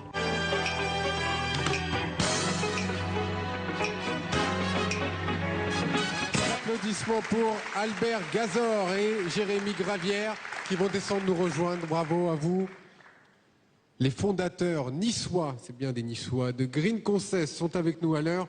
Alors, où nous voyons s'installer en France des stations de voitures électriques. Vous avez décidé, vous aussi, de vous lancer. Un mot d'abord sur cette récompense d'aujourd'hui et puis sur votre projet. Alors tout d'abord, je tiens à remercier donc le président du Sénat, la vice-présidente et plus généralement tous les parrains ici rassemblés, tout simplement pour donner la chance chaque année vraiment à tous les talents des cités ici dans cette salle de vivre, tout simplement. Après donc sur Green Concess, donc effectivement l'idée c'est de proposer des solutions à la mobilité propre, très simple, très facile d'accès. Donc Green Rent, on livre le véhicule, on récupère le véhicule pour des week-ends, pour des semaines, et puis Green Leasing pour que les entreprises puissent aussi aller dans ce sens de faire des économies aussi bien comptables que fiscales avec une nouvelle technologie de déplacement. C'est très à la mode électrique. Hein. Jérémy, qu'est-ce qui vous a incité à rejoindre Talent des Cités, à venir ici? Je le dis ça pour ceux qui nous regardent. Est-ce que c'est facile? Comment vous avez fait la démarche et comment vous avez eu l'idée? Ouais, alors déjà, j'aimerais vous dire que c'est vraiment un honneur et une fierté d'être ici parmi vous. Le concours Talent des Cités, c'est une très belle opportunité, c'est un tremplin pour être connu et reconnu. Et à ce titre-là, voilà, j'aimerais vous remercier, Madame la Vice-Présidente. Et la démarche, ça fait il y a un an, je me suis mis sur l'ordinateur, j'ai cliqué et aujourd'hui, un an après, on se retrouve ici face à vous. C'est vraiment épatant. Donc ça se fait, on a fait beaucoup de chemin d'ici là, depuis là. On était étudiants ensemble à l'IUT, je le vois ici au Sénat, donc c'est vraiment une fierté. Un beau parcours, bravo. Voilà. Xavier Jacquemin. Un petit mot Xavier Jacquemin sur ce projet notamment et puis sur le fait de remettre ce prix aujourd'hui. Écoutez, nous on est très contents d'être auprès de cette jeune entreprise, cette jeune pousse, parce que pour moi, il y a deux choses très importantes là-dedans. Ils sont très jeunes. Je ne sais pas si vous le savez, c'est les plus jeunes. On le sait, on le voit. C'est les plus jeunes, très jeunes. Donc c'est cette confiance en l'avenir qui nous intéresse. Et c'est ce courage aussi, parce que se lancer dans de la location de véhicules, on sait que c'est un marché compliqué, qu'il y a déjà beaucoup de concurrents. Ils partent avec un concept un peu différent et ça nous intéresse. On trouve que cette confiance en l'avenir et ce courage, se lancer dans un marché complexe, c'est chapeau. Bravo. Bravo. Et puis, je crois que ce qui nous intéresse, nous aussi, c'est en termes d'engagement, en tant que grande entreprise responsable en France et aussi à l'international, ce qui nous intéresse, c'est de nous engager auprès d'eux. On s'engage par ailleurs auprès de tas de jeunes dans notre réseau. Ce sont les enjeux du développement durable qui vous ont... Qu'est-ce qui vous intéresse dans leur projet? Plusieurs choses. C'est le développement durable, bien sûr, parce que je pense qu'on vit une mutation extraordinaire en ce moment. Il faut accompagner cette mutation, bien sûr. On aime bien accompagner cette mutation. Et ces jeunes talents qui veulent se lancer avec courage, détermination, parce qu'ils ont un axe devant eux, eh ben, on veut les accompagner. Voilà. Ils ont le cap, on le voit, on va vous remettre vos trophées, messieurs. Et ils ont le petit coup de main qui va avec, bien sûr. Alors évidemment, vous allez recevoir ce trophée, merci pour le micro. Et puis bien sûr, vous allez aller faire la petite photo sur votre gauche un petit peu plus loin. On vous laisse y aller, merci beaucoup.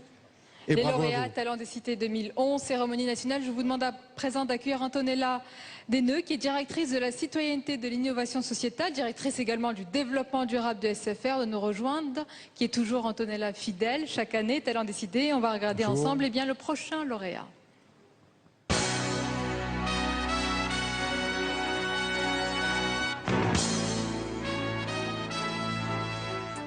Mehdi Yacoubi crée du lien. Il développe un logiciel d'apprentissage du langage des signes pour les handicapés. Je crée un logiciel d'accompagnement à l'apprentissage du français signé destiné à un public déficient intellectuel qui présente des troubles d'expression. Le français signé est un compromis entre la langue des signes française et le français parlé. On pose un signe sur un mot. Par exemple, maman va au marché. Mon logiciel s'appelle Nelly Signe avec vous, qui est un jeu éducatif. L'idée est de rendre la langue des signes le plus accessible possible à différentes personnes.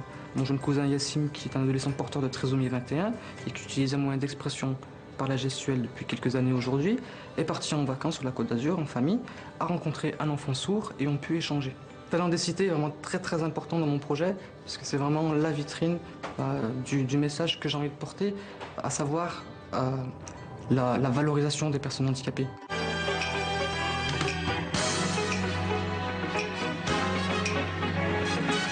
Merci de nous rejoindre. Bienvenue Mehdi. Je vous en prie, venez avec nous. Mais on a vu les explications là dans la vidéo du français signé. Je vais quand même vous demander de nous réexpliquer. C'est quoi? C'est un langage des signes classique? Tout à fait. Alors, tout d'abord, je tiens à expliquer que la langue des signes française, donc la langue des sourds et malentendants, est une vraie langue qui comporte de la grammaire, de la syntaxe. Pardon. Et le français signé, donc, comme j'expliquais, est un compromis entre la langue des signes française et le français parlé.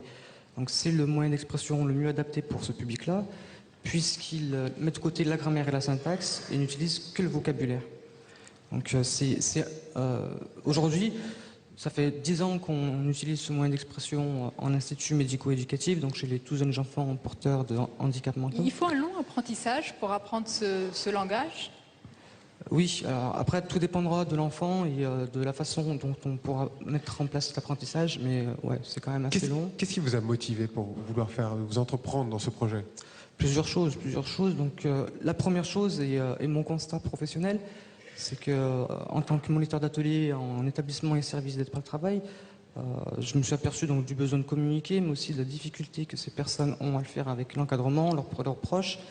Et le constat, à mon sens, le plus grave, c'est que je n'ai trouvé aucun support d'apprentissage pour ce public-là. Et c'est pour ça que j'ai vraiment eu à cœur de développer quelque chose, surtout en voyant mon jeune cousin Yassim, dont je parlais dans la vidéo, oui, qui est lui porteur de trisomie 21, qui utilise ce moyen d'expression depuis 5 à 6 ans aujourd'hui, et qui a vraiment évolué personnellement. Qui peut aujourd'hui communiquer? Il peut communiquer, facilement. mais ça va même au-delà de ça, c'est qu'aujourd'hui il est compris, il a entendu. Ses besoins sont clairs et on peut l'accompagner autrement avec le français signé. Vous avez été soutenu? Je suis soutenu, effectivement. Ben oui, Antonella. Antonella qui est là, mais il y a eu des aides aussi importantes. C'est même pas la peine de vous demander pourquoi ce projet vous a intéressé. Je vais vous le demander, mais c'est un projet qui nous touche tous. J'imagine aussi la personnalité de Yassim. SFR et la fondation SFR, en fait, engagée pour l'égalité des chances, en mettant le numérique pour cette égalité des chances, vous comprendrez bien que le projet nous a complètement séduit, parce que c'est ça, c'est mettre le numérique au service d'eux. En plus, les personnes ou les enfants handicapés, le handicap chez SFR est vraiment très important et on est très engagé dedans. Et puis effectivement, Mehdi, en fait, on l'accompagne déjà depuis un petit moment, puisque l'entrepreneuriat social, on a un jeune talent SFR, entrepreneuriat social, et il a été aussi nominé à ce titre, et c'est là qu'on s'est rencontrés, et il porte ce projet, il connaît le métier, et il a les 3 types d'engagements qui sont nécessaires pour aller au bout, et j'espère qu'on continuera. Oui, il y a des chances apparemment aussi d'être, peut-être, on verra, on l'espère aussi, avoir l'un des prix tout à l'heure. Mehdi, combien il y a de personnes qui aujourd'hui utilisent ce langage signé, ce français signé? Concrètement, je ne peux pas vous dire exactement combien de personnes l'utilisent. Par contre, aujourd'hui, nous savons qu'il existe 650 000 personnes porteurs de troubles mentaux. D'après le constat professionnel d'orthophonistes, d'éducateurs et même du mien, en moyenne, 10% du public accueilli en institut spécialisé présente des troubles du langage. Donc je pense que le français signé est le moyen qui permettra à ces personnes-là de mieux s'intégrer, de mieux s'insérer à la société et surtout de créer du lien avec leur famille et avec d'autres personnes. Merci beaucoup. Merci beaucoup, Antonella. Vous allez remettre le prix. Bravo. Bravo Mehdi. Merci Mehdi. Et vous allez faire la photo avec Antonella tout à l'heure. sur votre gauche. Tout de suite, on va passer au prochain lauréat, mais j'appelle aussi le prochain parrain. D'abord, vous allez voir que le prochain lauréat, c'est en quelque sorte un découvreur, et son parrain aussi, c'est un dénicheur de savoir. Il s'agit de Jacques Attali, que j'accueille avec plaisir auprès de nous. Et on va regarder ensemble le prochain lauréat.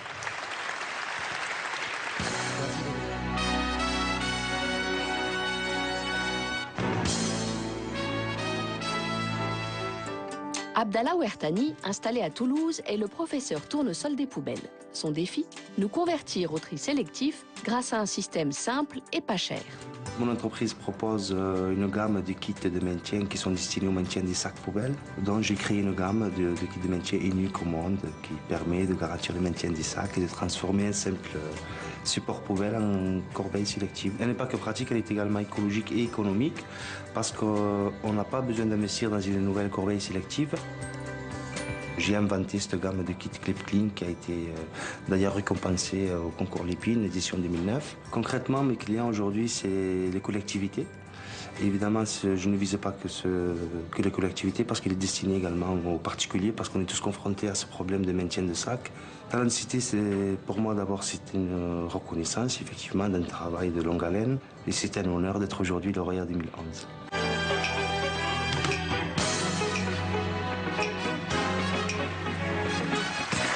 Abdallah Ouertani est avec nous, bravo. Professeur Tournesol, c'est bien ça si j'ai bien compris. Découvreur, ça ne vous dérange pas, découvreur. Inventaire plutôt. Inventaire, vous préférez, je comprends parfaitement. Alors, vous avez eu le prix concours Lépine, vous êtes un découvreur, ça on peut le dire. Vous commencez à vous développer aussi à Toulouse et je crois dans la France entière, vous avez de nombreux projets. Oui, tout d'abord, je tiens à remercier toutes les personnes qui ont cru à mon projet, qui m'ont accompagné, qui m'ont propulsé à la place où je suis aujourd'hui. Je suis très honoré et fier. Ça, c'est le message que je dois passer à tous qui m'ont soutenu.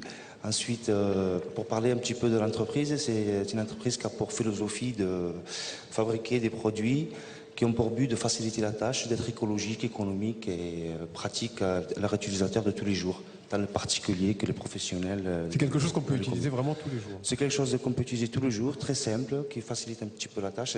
Ça concerne essentiellement les sacs poubelles. À savoir que nos poubelles n'ont pas de moyens pour assurer le maintien des sacs. On a tous été confrontés, je pense, à des sacs poubelles qui ne tiennent pas, qui tombent. C'est sûr, on est tous confrontés. Jacques Attali, voilà. C'est l'esprit d'innovation, je suppose. C'est l'inventivité, la créativité. Oui, tout à fait. Ça s'inscrit dans beaucoup de principes que nous essayons de développer dans le groupe Planète Finance, dans l'ONG que je préside. Je rappelle qu'on travaille dans 80 pays. On a aidé 12 millions de personnes, qu'on gère un fonds de plus d'1 milliard d'euros, qu'on a nos propres institutions de microfinance et qu'on a des projets très divers. Mais nous travaillons en France essentiellement parce que la France est dans une situation très différente des autres pays. Je crois que c'est intéressant de le mettre en parallèle. Évidemment, dans les pays du Sud, il y a aussi d'aventures extraordinaires. D'ailleurs, nous allons faire une cérémonie comme Talent des Cités dans un mois pour les grands bénéficiaires et les grands micro-entrepreneurs du monde entier. En France, c'est évidemment très différent parce que, à la différence des pays du Sud, en France, il y a des banques à chaque coin de rue, mais elles ne sont pas très faciles d'accès. Et le plus difficile, c'est de mettre les uns en face des autres. Financité, qui travaille beaucoup avec le Club du XXIe siècle, avec la Caisse des dépôts, qui est un de ses principaux partenaires, nous essayons d'aider les jeunes à créer leurs entreprises et à augmenter leurs fonds propres. En leur apportant des financements, c'est le cas de Financité. D'ailleurs, nous avons financé, nous sommes actionnaires de plusieurs, 5. Jacques, une parenthèse, il y a de plus en plus de jeunes en ce moment qui veulent créer leurs entreprises. Il y a une vraie dynamique, beaucoup malgré... Énormément. Quelques conseils à leur donner, peut-être? Eh bien, c'est ce que nous faisons en permanence. Nous avons des bureaux dans un grand nombre de quartiers, j'espère de plus en plus de quartiers, par lesquels nous aidons les jeunes à créer des entreprises. Mais je crois que ce qui est exemplaire dans ce projet-là, qui est valable pas seulement en France, mais de façon générale, c'est le lien entre croissance et environnement, d'abord. C'est de montrer qu'on peut avoir une croissance qui ne soit pas contraire aux intérêts de l'environnement, ce qui est très important. Deuxièmement, c'est montrer que l'environnement, ça peut lutter contre la pollution, ça peut coûter moins cher que polluer. C'est ce qui fait. Alors que souvent on croit que lutter contre la pollution, ça coûte très cher. Là, c'est un cas inverse. Troisièmement, ça montre qu'on peut réutiliser des technologies existantes autrement. Et je crois que c'est quelque chose de très important qu'apporte tant les pays du Sud que les gens qui n'ont pas beaucoup de moyens et qui se débrouillent avec ce qu'ils ont. Et ça, on voit apparaître des choses formidables. Par exemple, tout ce qui est en train d'apparaître avec le mobile banking, le fait d'utiliser le téléphone, c'est utiliser un truc qui existe pour faire tout à fait autre chose. Et ça, c'est une grande innovation constante. Et puis, puisque nous sommes au Sénat, Monsieur le Président, vous avez dit que c'était la maison des territoires. Voilà un exemple formidable qui permettra aux collectivités locales de faire des économies, ce qui n'est peut-être pas forcément inutile par les temps présents. Un exemple formidable. Merci Jacques Attali. Je vous demande de remettre Abdallah. son trophée. Vous allez remettre un trophée à Abdallah. Merci beaucoup Jacques Attali. Oui, on va reprendre le micro. Merci beaucoup. Félicitations. Et je vous laisse partir discuter et partir pour la photo juste Jacques après. Attali, si vous voulez On va bien. passer à présent à notre prochain lauréat. C'est important, c'est le dernier lauréat avant les fameux prix spéciaux, Talent des Cités et Grand Prix spécial. Et je vais demander maintenant à Jean Viançon-Ponte, qui est président du syndicat de la presse quotidienne régionale, de nous rejoindre. Et on va regarder justement le prochain lauréat, dernier avant les Grands Prix aujourd'hui.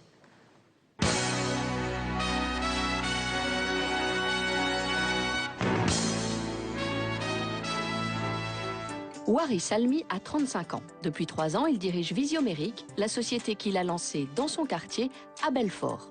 C'est quoi Visiomérique? Donc c'est parti sur une étude qui montrait que dans les zones d'attente, les personnes étaient beaucoup plus réceptives aux messages publicitaires qui étaient diffusés. Je me suis dit pourquoi pas installer des écrans plasma face aux caisses des grandes enseignes de la grande distribution pour y vendre des espaces publicitaires. Aujourd'hui, Visiomérique se positionne clairement comme leader du Grand Est, puisqu'on vient de passer la barre des 100 écrans installés dans la région. Nous souhaitons aujourd'hui étendre ce système au niveau national. Aujourd'hui, je suis chef d'entreprise, je suis aussi lauréat de Talent des Cités, mais le parcours il n'a pas toujours été facile. Donc j'étais diplômé d'enseignement supérieur, mais dans un domaine qui a été complètement différent.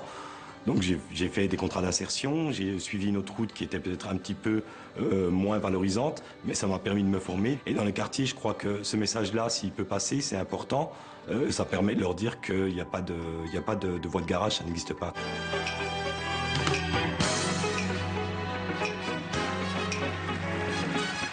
Bonjour Wari, bienvenue. Félicitations. Waris Salmi, nouveau lauréat, nouveau concept aussi dans un métier en pleine évolution. Et aussi un autre lauréat, c'est la publicité, c'est bien ça? Expliquez-nous votre initiative et présentez-nous aussi le jeune homme. Qui vous accompagne? Oui, parce que je suis très content d'être ici, je suis très content de recevoir cette récompense, ce trophée. Mon plus beau trophée, il est là, donc je voulais qu'il soit avec moi. Bravo. Comment s'appelle le trophée alors? Noah. Noah. Ouais. Bravo Noah. Donc Visiomérique, c'est parti en fait d'une étude qui démontrait que les personnes en situation d'attente étaient beaucoup plus réceptives aux messages publicitaires diffusés que lorsqu'elles étaient dérangées dans la lecture de leur journal, par exemple. Donc à ce moment-là, je me suis dit pourquoi pas utiliser des zones d'attente, des zones de grande fréquentation. Donc les hypermarchés m'ont paru être une belle zone pour utiliser ce concept-là. Et donc j'ai installé des écrans face aux caisses, tout simplement, qui accompagnaient les gens dans leur attente. Et le message passe plus facilement. Le message passait plus facilement. Bravo, en tout cas, bravo et bravo Noah. Tu veux dire un petit mot peut-être? Moi, je suis très fier de mon papa. Je crois. Et on vous comprend. Je crois me souvenir de cette phrase, mais elle était dite dans un autre contexte, non?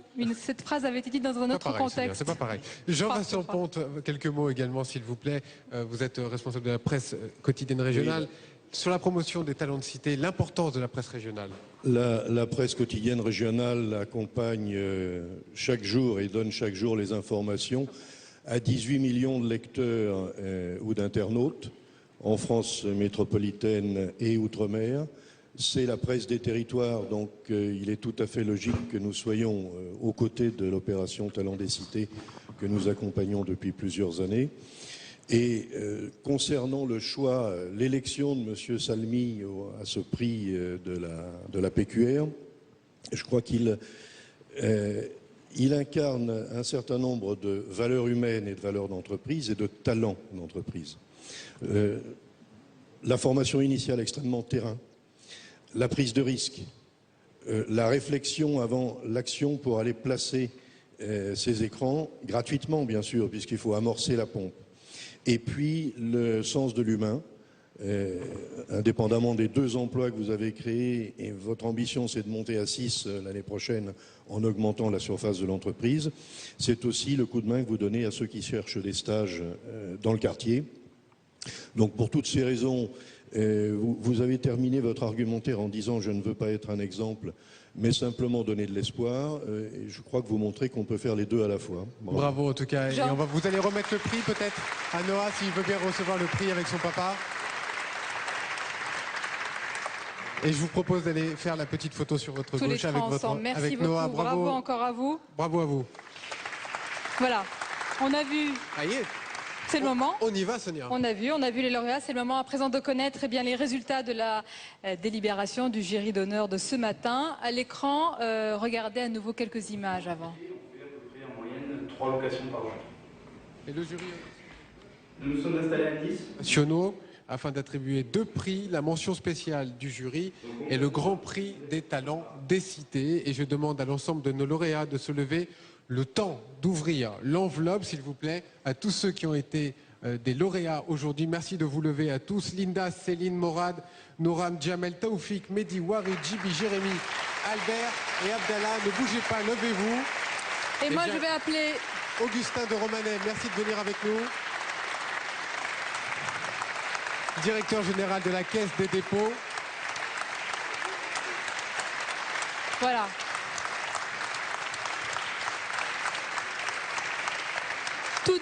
Tous nos lauréats sont là. On va déjà préciser, c'est toujours comme ça, mais on le précise, qu'ils sont toujours grands vainqueurs parce qu'il y a aujourd'hui devant l'écran de télévision, il y a beaucoup de prochains lauréats, mais il y a des investisseurs, il y a des créateurs qui vous regardent. Donc on est sûr que vous aurez d'autres aides. Mais déjà, dans cette enveloppe, une première aide. Augustin de Romanet, la voici. Je vous propose de l'ouvrir, de vous annoncer le premier grand vainqueur. C'est le prix mention spéciale. Attends. Alors, le prix spécial est décerné à Sabi pour Nelly signe avec vous. Sabi, bravo.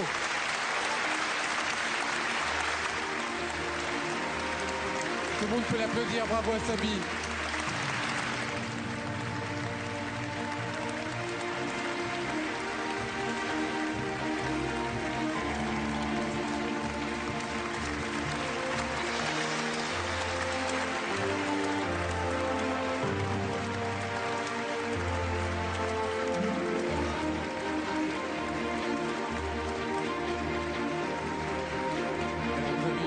Bravo, quel honneur. Si vous êtes impressionné, le comprend nous aussi. Là, d'un coup, tout le monde se lève, tout le monde. Impressionné, ému forcément, parce que c'est un projet vraiment qui est vraiment un projet de cœur, mais ouais, très ému. Et forcément, ma première pensée va vers Yassim, vers les personnes que j'ai accompagnées au cours de mes expériences professionnelles, les personnes handicapées, les personnes en situation d'exclusion, puisque mal comprises. Et voilà, et c'est vraiment impressionnant, c'est vraiment un honneur, une fierté d'être ici et d'associer ma pierre à l'édifice de Talents des Cités en élargissant la diversité, en ajoutant le handicap mental à ce beau concours. Merci au ministère de la Ville, merci au Sénat, merci au BGE. Merci Isabelle. à vous surtout pour ce que vous faites. Et on pense à Yassim, c'est votre cousin. C'est mon cousin Germain. Ouais. Qui est aussi en fait l'emblème, si j'ai bien compris, de votre... C'est plus que l'emblème. C'est le cœur de votre engagement. Yassim, c'est plus que l'emblème, c'est l'ambassadeur du projet Nelly signe avec vous, tout ce qu'il représente. C'est l'ambassadeur du fait que même un enfant porteur de trisomie 21 a des compétences. Yassim a 14 ans et maîtrise 2 langues aujourd'hui. C'est quand même pas rien pour un enfant trisomique. Et oui, c'est plus qu'un emblème, c'est vraiment l'icône, mon exemple. Et je pense que ça sera l'exemple de beaucoup de personnes. Il va être heureux aujourd'hui. C'est son prix aujourd'hui. Merci beaucoup. Merci beaucoup. Merci. Augustin Romanet, juste un mot peut-être pour conclure.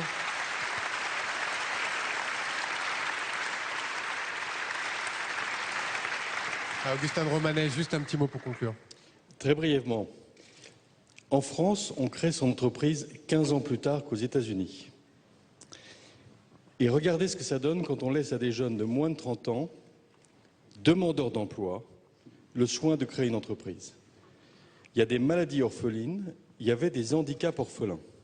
Et avec cette initiative que vous avez prise, qui a ému tout le monde, vous allez régler un problème, pas dans un but lucratif, parce que le marché est petit et on m'a dit que vos logiciels n'étaient pas très chers, pour améliorer la vie des gens.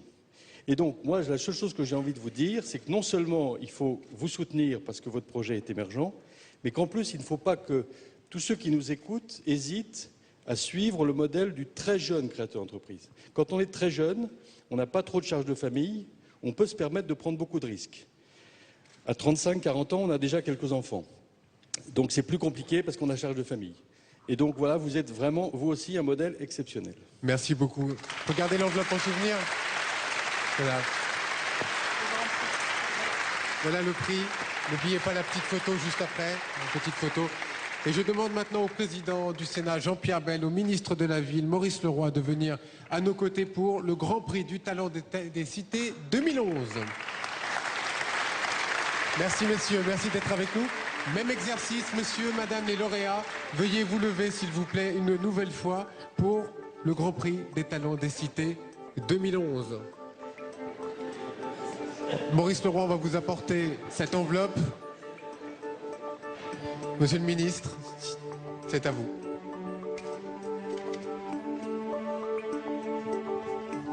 Je suis aussi ému que vous, hein, voilà. Eh bien, le prix est attribué à Éthique foncièrement responsable.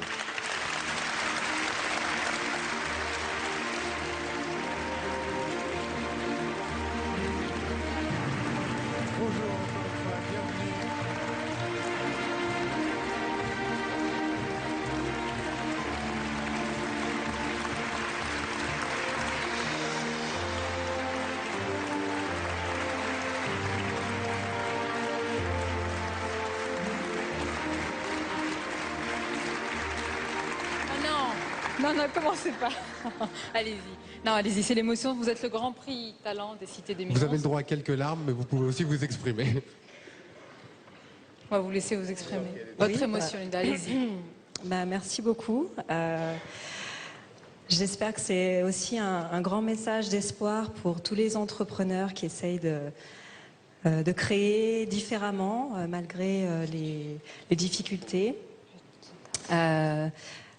Et j'ai envie de dire que finalement, donc, quand on est né dans une cité, on a aussi le privilège d'être plus proche de la vraie vie. Et donc, ça nous permet aussi de créer des choses qui sont réellement utiles, qui ont un vrai impact. Et je suis très fière donc de recevoir ce prix. Et j'envoie un message d'espoir à tous les entrepreneurs qui, eux, n'auront pas eu le privilège d'être dans une cité, et de leur dire qu'il est possible d'entreprendre autrement.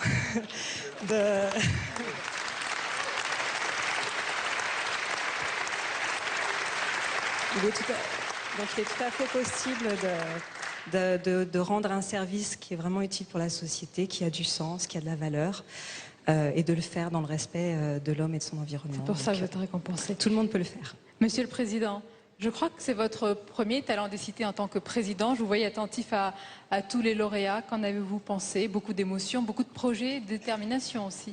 Oui, vous savez, avant de venir ce matin, on m'avait dit « Méfie-toi, Talent des Cités ». C'est de l'émotion, que de l'émotion, trop d'émotion. Et c'est vrai que je vis un petit peu dans l'émotion depuis quelques jours.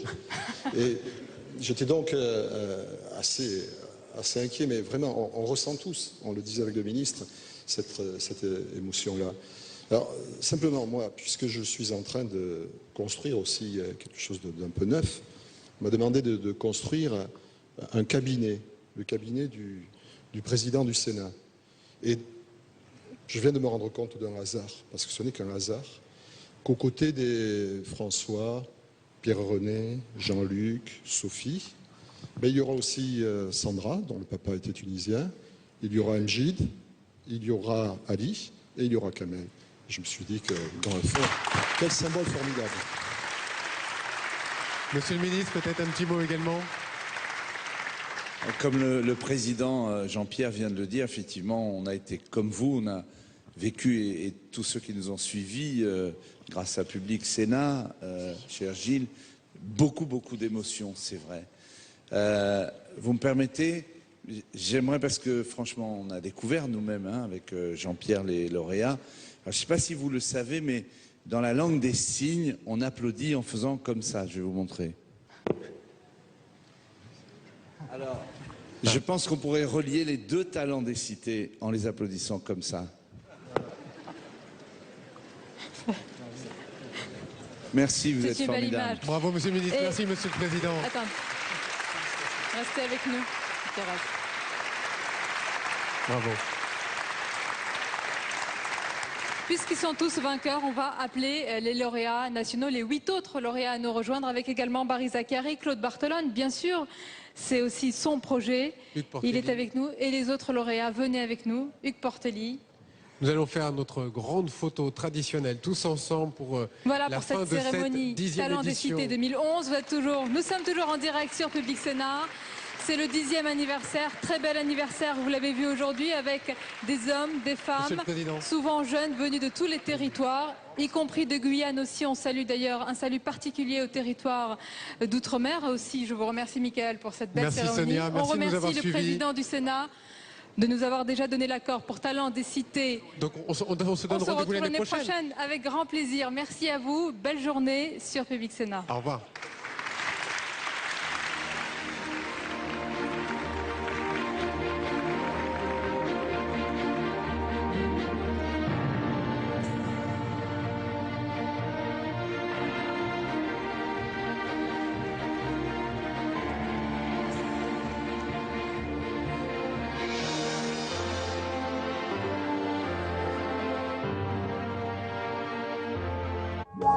Je ne dis pas que d'être dirigeant d'un parti conduit nécessairement à la fonction suprême de notre pays.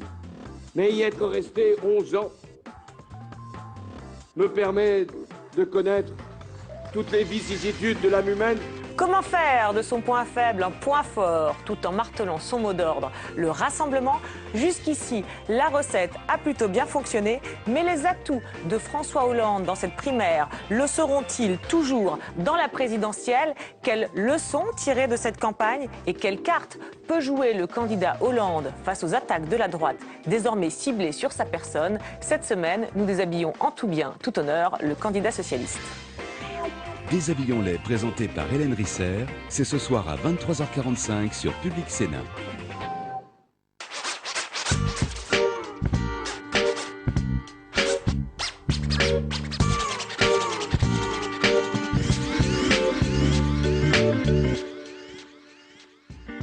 Fabienne Keller, la sénatrice du Bas-Rhin, nous amène à Strasbourg. Maire de la ville de 2001 à 2008, elle a profité du plan de rénovation urbaine lancé par le ministre de la Ville Jean-Louis Borloo pour travailler sur le quartier du Neuhof. Sur ces pas, nous découvrons la transformation de ce quartier difficile, un chantier d'envergure qui se poursuit avec la municipalité actuelle.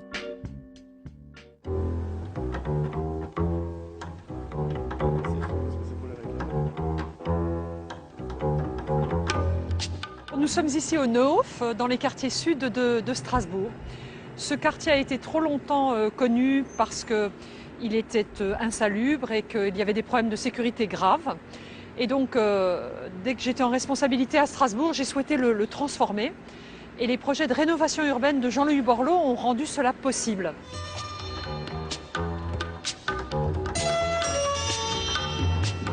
C'est le cœur du Neuhof, entre la cité et ce qu'on appelle le vieux Neuhof, le quartier qui a un peu plus d'un siècle. Et ça a été vraiment le cœur du travail aussi, le lieu où tout le monde se retrouve. Le tramway a été amené jusque-là, avec 3 stations qui desservent bien le quartier désormais. Il y a aussi des services comme les commerces ou la mairie de quartier. Et puis des lieux où on est heureux de vivre. C'est le cas du jardin, c'est le cas aussi du centre culturel juste à côté. Donc un cœur de village, un centre-ville, c'est cela qui manquait terriblement au Neuhof. Transformer le quartier, participer à son amélioration, réfléchir avec les habitants. Depuis que l'arrivée du tram est venue au Neuhof, que le quartier vraiment il a changé. Il y a eu une ouverture face à Strasbourg alors qu'avant le quartier il était vraiment enfermé dans Strasbourg. Nous allons entrer dans l'école Guinemer, une école que j'ai eu le bonheur de rénover entièrement. Elle en avait vraiment besoin. Un bel outil de travail pour les élèves, les enseignants. Mais le lien avec les familles, c'est aussi quelque chose de vraiment important.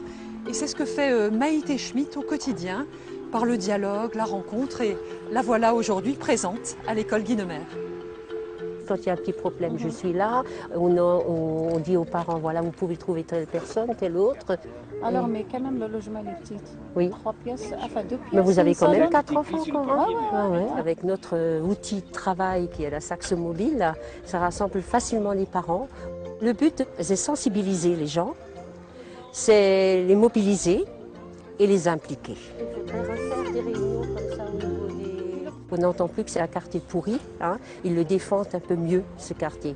Or que l'image de l'extérieur hein, reste encore assez négative. Et ça va venir, un peu de patience.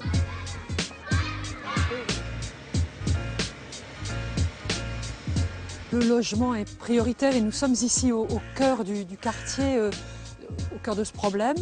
Et je dois dire que les vieux immeubles n'existent plus. Les plus moches ont disparu et c'est une bonne chose.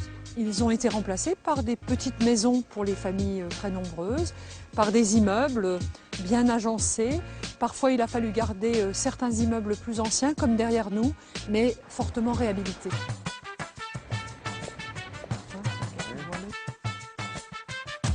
Nous sommes ici dans une partie plus ancienne du quartier, où s'est installé le restaurant Mosaïque. C'est un lieu de rencontre, de rassemblement. C'est aussi un traiteur. Bref, c'est un des employeurs du quartier particulièrement dynamique. L'association Mosaïque, c'est une association de femmes qui existe depuis 1993 et qui a pour objectif d'animer un lieu de convivialité sur le quartier du Neuhof et aussi de réinsérer les personnes en grande difficulté. À l'heure actuelle, nous comptons 45 personnes en insertion. L'évolution du quartier, elle est visible. Hein. Il y a quand même un petit mais, même s'il y a une évolution, même s'il y a une avancée et que le tram c'est une excellente chose, les problèmes d'emploi et de formation perdurent et persistent. Et c'est ça qui pose problème dans la cité, les problèmes d'emploi. Ça n'est jamais fini, mais je crois qu'on a fait un grand pas en avant. Mais il reste à accompagner les familles, à accompagner les jeunes pour qu'ils aient plus de chances vers l'emploi, vers un trajet de vie positif. Tout cela, ça se fait dans la durée, dans le travail constant et ça se fait dans le respect aussi des souhaits de chacun, de leur vitalité, de leur énergie. Oui, madame ancienne le maire.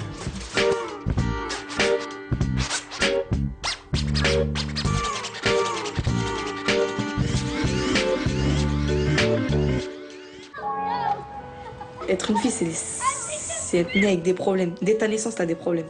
À force de parler le langage des cités, on a l'habitude. On oublie le français. Je préférais qu'on me voit comme, on va dire, une menace que quelque chose qu'on ne respecte pas. La virginité, c'est quelque chose qu'il faut garder. Pour le regard de nos parents, pour notre famille, pour notre mari. Les Roses Noires, dimanche à 9 h sur Public Sénat.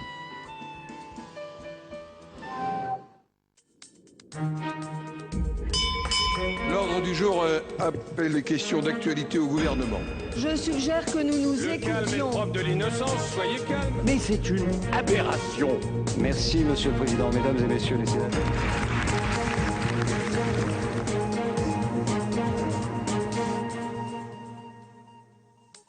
Je m'appelle Pierre Fauchon, je suis devenu sénateur en 1992 et j'ai quitté le Sénat volontairement parce que j'ai été nommé dans une autre fonction en janvier de la présente année 2011.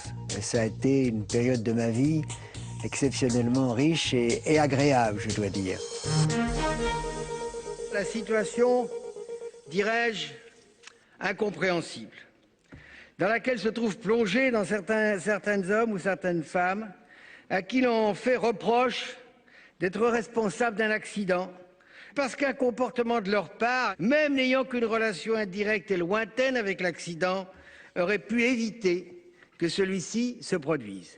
Des élus locaux, des responsables d'organismes divers, des hôpitaux, des entreprises sont ainsi jetés sur le banc des accusés, côte à côte avec des délinquants de droit commun.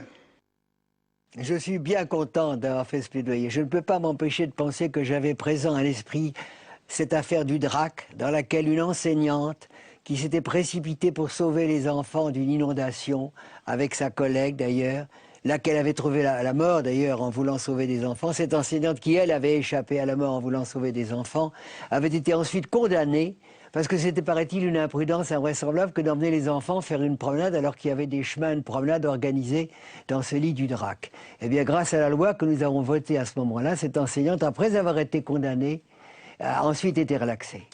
Et donc, grâce à cette loi, nous avons rendu les poursuites, non pas impossibles, comme on a dit. On n'a pas déresponsabilisé pénalement les élus, ni les directeurs d'hôpitaux, ni les organisateurs de loisirs, mais on ne les a rendus responsables que dans le cas où ils ont commis ce qu'on a appelé des imprudences caractérisées. Ce qui n'est pas un très haut niveau d'imprudence, mais qui est tout de même au-dessus de n'importe quelle imprudence.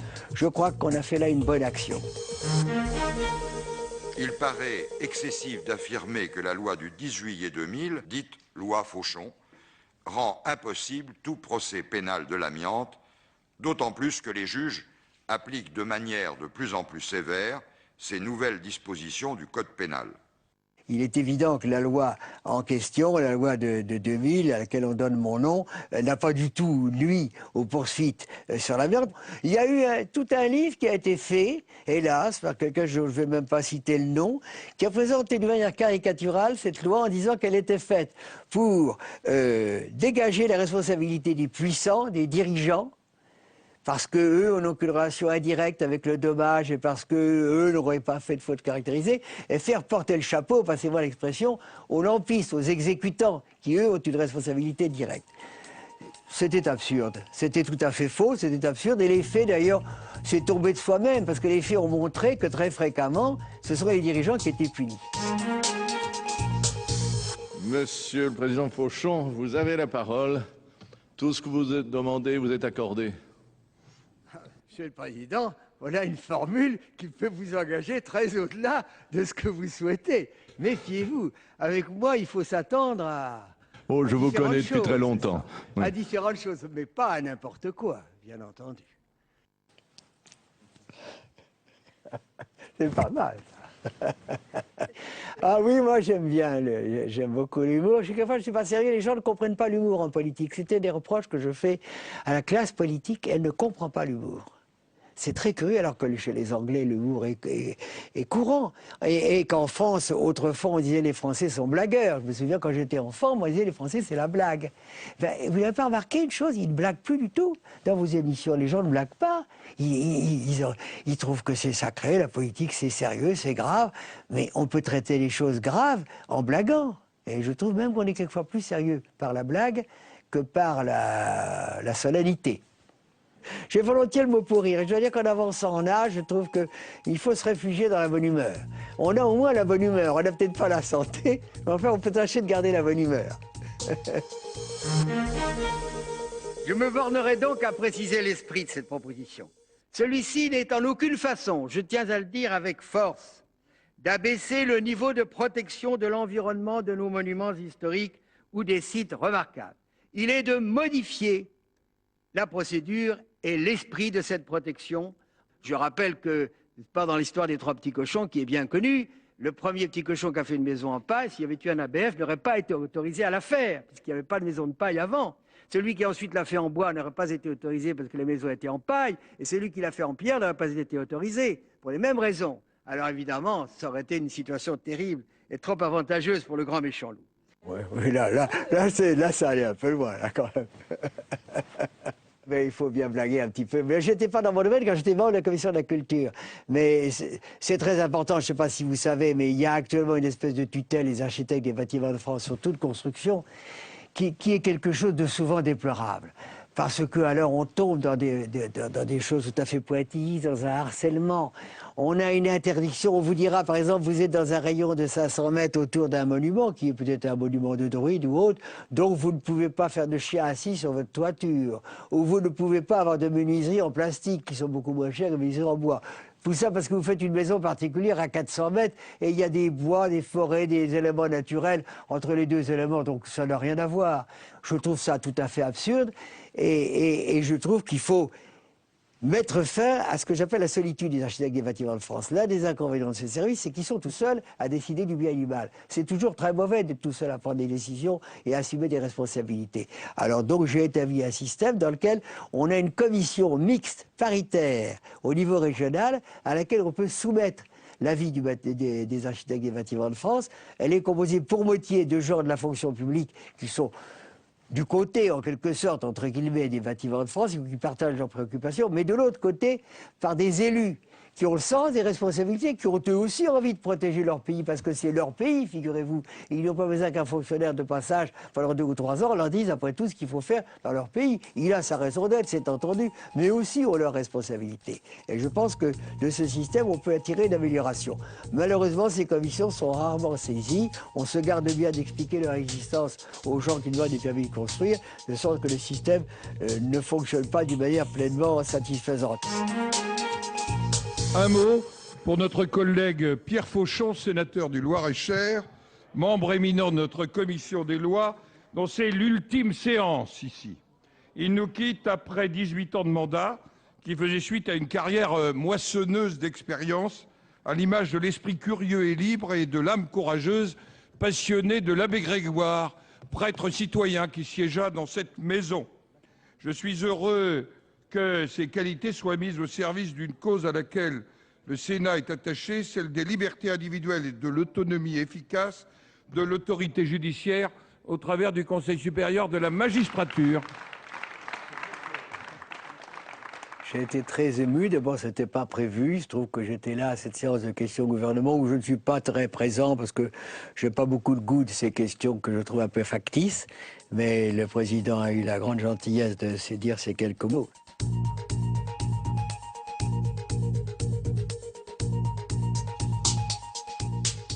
Il y a beaucoup de formules dans lesquelles je pourrais condenser mon expérience au Sénat. Mais je vais en emprunter une à Confucius, ce grand sage de la Chine ancienne, qui revient d'ailleurs, après avoir été rejeté longtemps, mais qui revient un peu en quelque sorte à la mode et qui retrouve un certain crédit dans la société chinoise.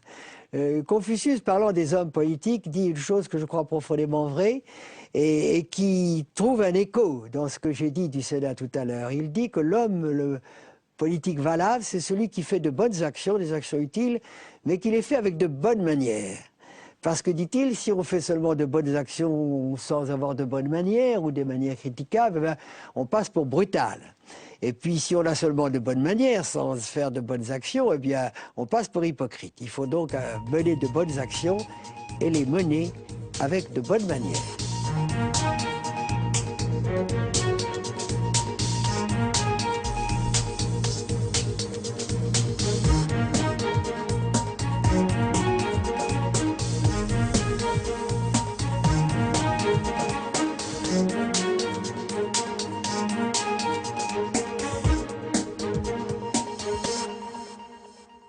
Elles sont jeunes, elles ont la vie devant elles, mais les murs des banlieues où elles habitent obscurcissent leur avenir. D'habitude, elles se confient peu, elles parlent pourtant sans tabou de leur quotidien, des rapports avec les garçons et de leurs peurs. Cette semaine, Public Sénat donne la parole à celles qu'on appelle les roses noires. C'est le thème du docu-débat. Élise Lucet, le débat. Dimanche à 10h sur Public Sénat.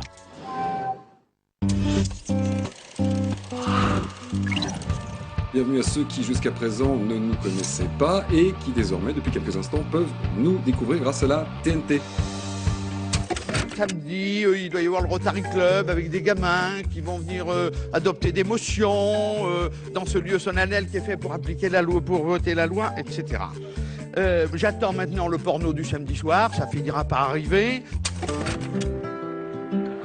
Un dernier salut, Jean-Paul II face aux fidèles qui l'applaudissent.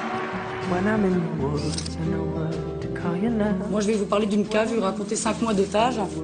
Le président américain a fait un deuxième mea culpa. Il a reconnu sa responsabilité dans la lenteur des secours apportés aux victimes du cyclone Katrina. Tout de suite, je voyage avec ça. Maintenant, je veux voter. Les gens me disent je ne peux pas voter avec cette carte. Pour quelle raison? Décalage horaire oblige, ici, quand la Chine se réveille, la France dort encore. Faut qu'on voit Mao entre nous deux, hein. Place de la Bastille, le nom de gauche célèbre sa victoire. Certains demandent la démission de Jacques Chirac, mais je ne comprends pas. Il n'y a aujourd'hui plus que lui qui est debout. Alors il a ses faiblesses, mais si... Il est super curieux. Dominique Payet reconnaît, n'exagérons rien. Lorsque l'on martèle que les personnes de banlieue ne sont que des islamo-bamboulas, violeurs, moi je me mets à la place d'un recruteur lambda. Je regarde un CV d'une personne qui vient de ces quartiers où j'en rencontre un, c'est impossible de ne pas avoir d'a priori ou de préjugés. J'ai invité cette semaine Henri Weber et Anna Cabana. Henri Weber, député socialiste européen, a écrit La Nouvelle Frontière, qui s'interroge sur les nouveaux contours de la social-démocratie à l'épreuve du XXIe siècle naissant et bien sûr de la crise. Anna Cabana dresse, elle, un portrait passionné d'Alain Juppé, Alain Juppé dont tout laisse penser qu'il jouera un rôle important dans la prochaine campagne présidentielle. Jean-Marie Colombani prend le temps de la réflexion. Ce soir à minuit 30 sur Public Sénat. Je ne dis pas que d'être dirigeant d'un parti conduit nécessairement à la fonction suprême de notre pays. Mais y être resté 11 ans me permet de connaître toutes les vicissitudes de l'âme humaine. Comment faire de son point faible un point fort tout en martelant son mot d'ordre, le rassemblement? Jusqu'ici, la recette a plutôt bien fonctionné, mais les atouts de François Hollande dans cette primaire le seront-ils toujours dans la présidentielle? Quelles leçons tirer de cette campagne et quelle carte peut jouer le candidat Hollande face aux attaques de la droite désormais ciblées sur sa personne? Cette semaine, nous déshabillons en tout bien, tout honneur, le candidat socialiste. Déshabillons-les, présenté par Hélène Risser, c'est ce soir à 23h45 sur Public Sénat.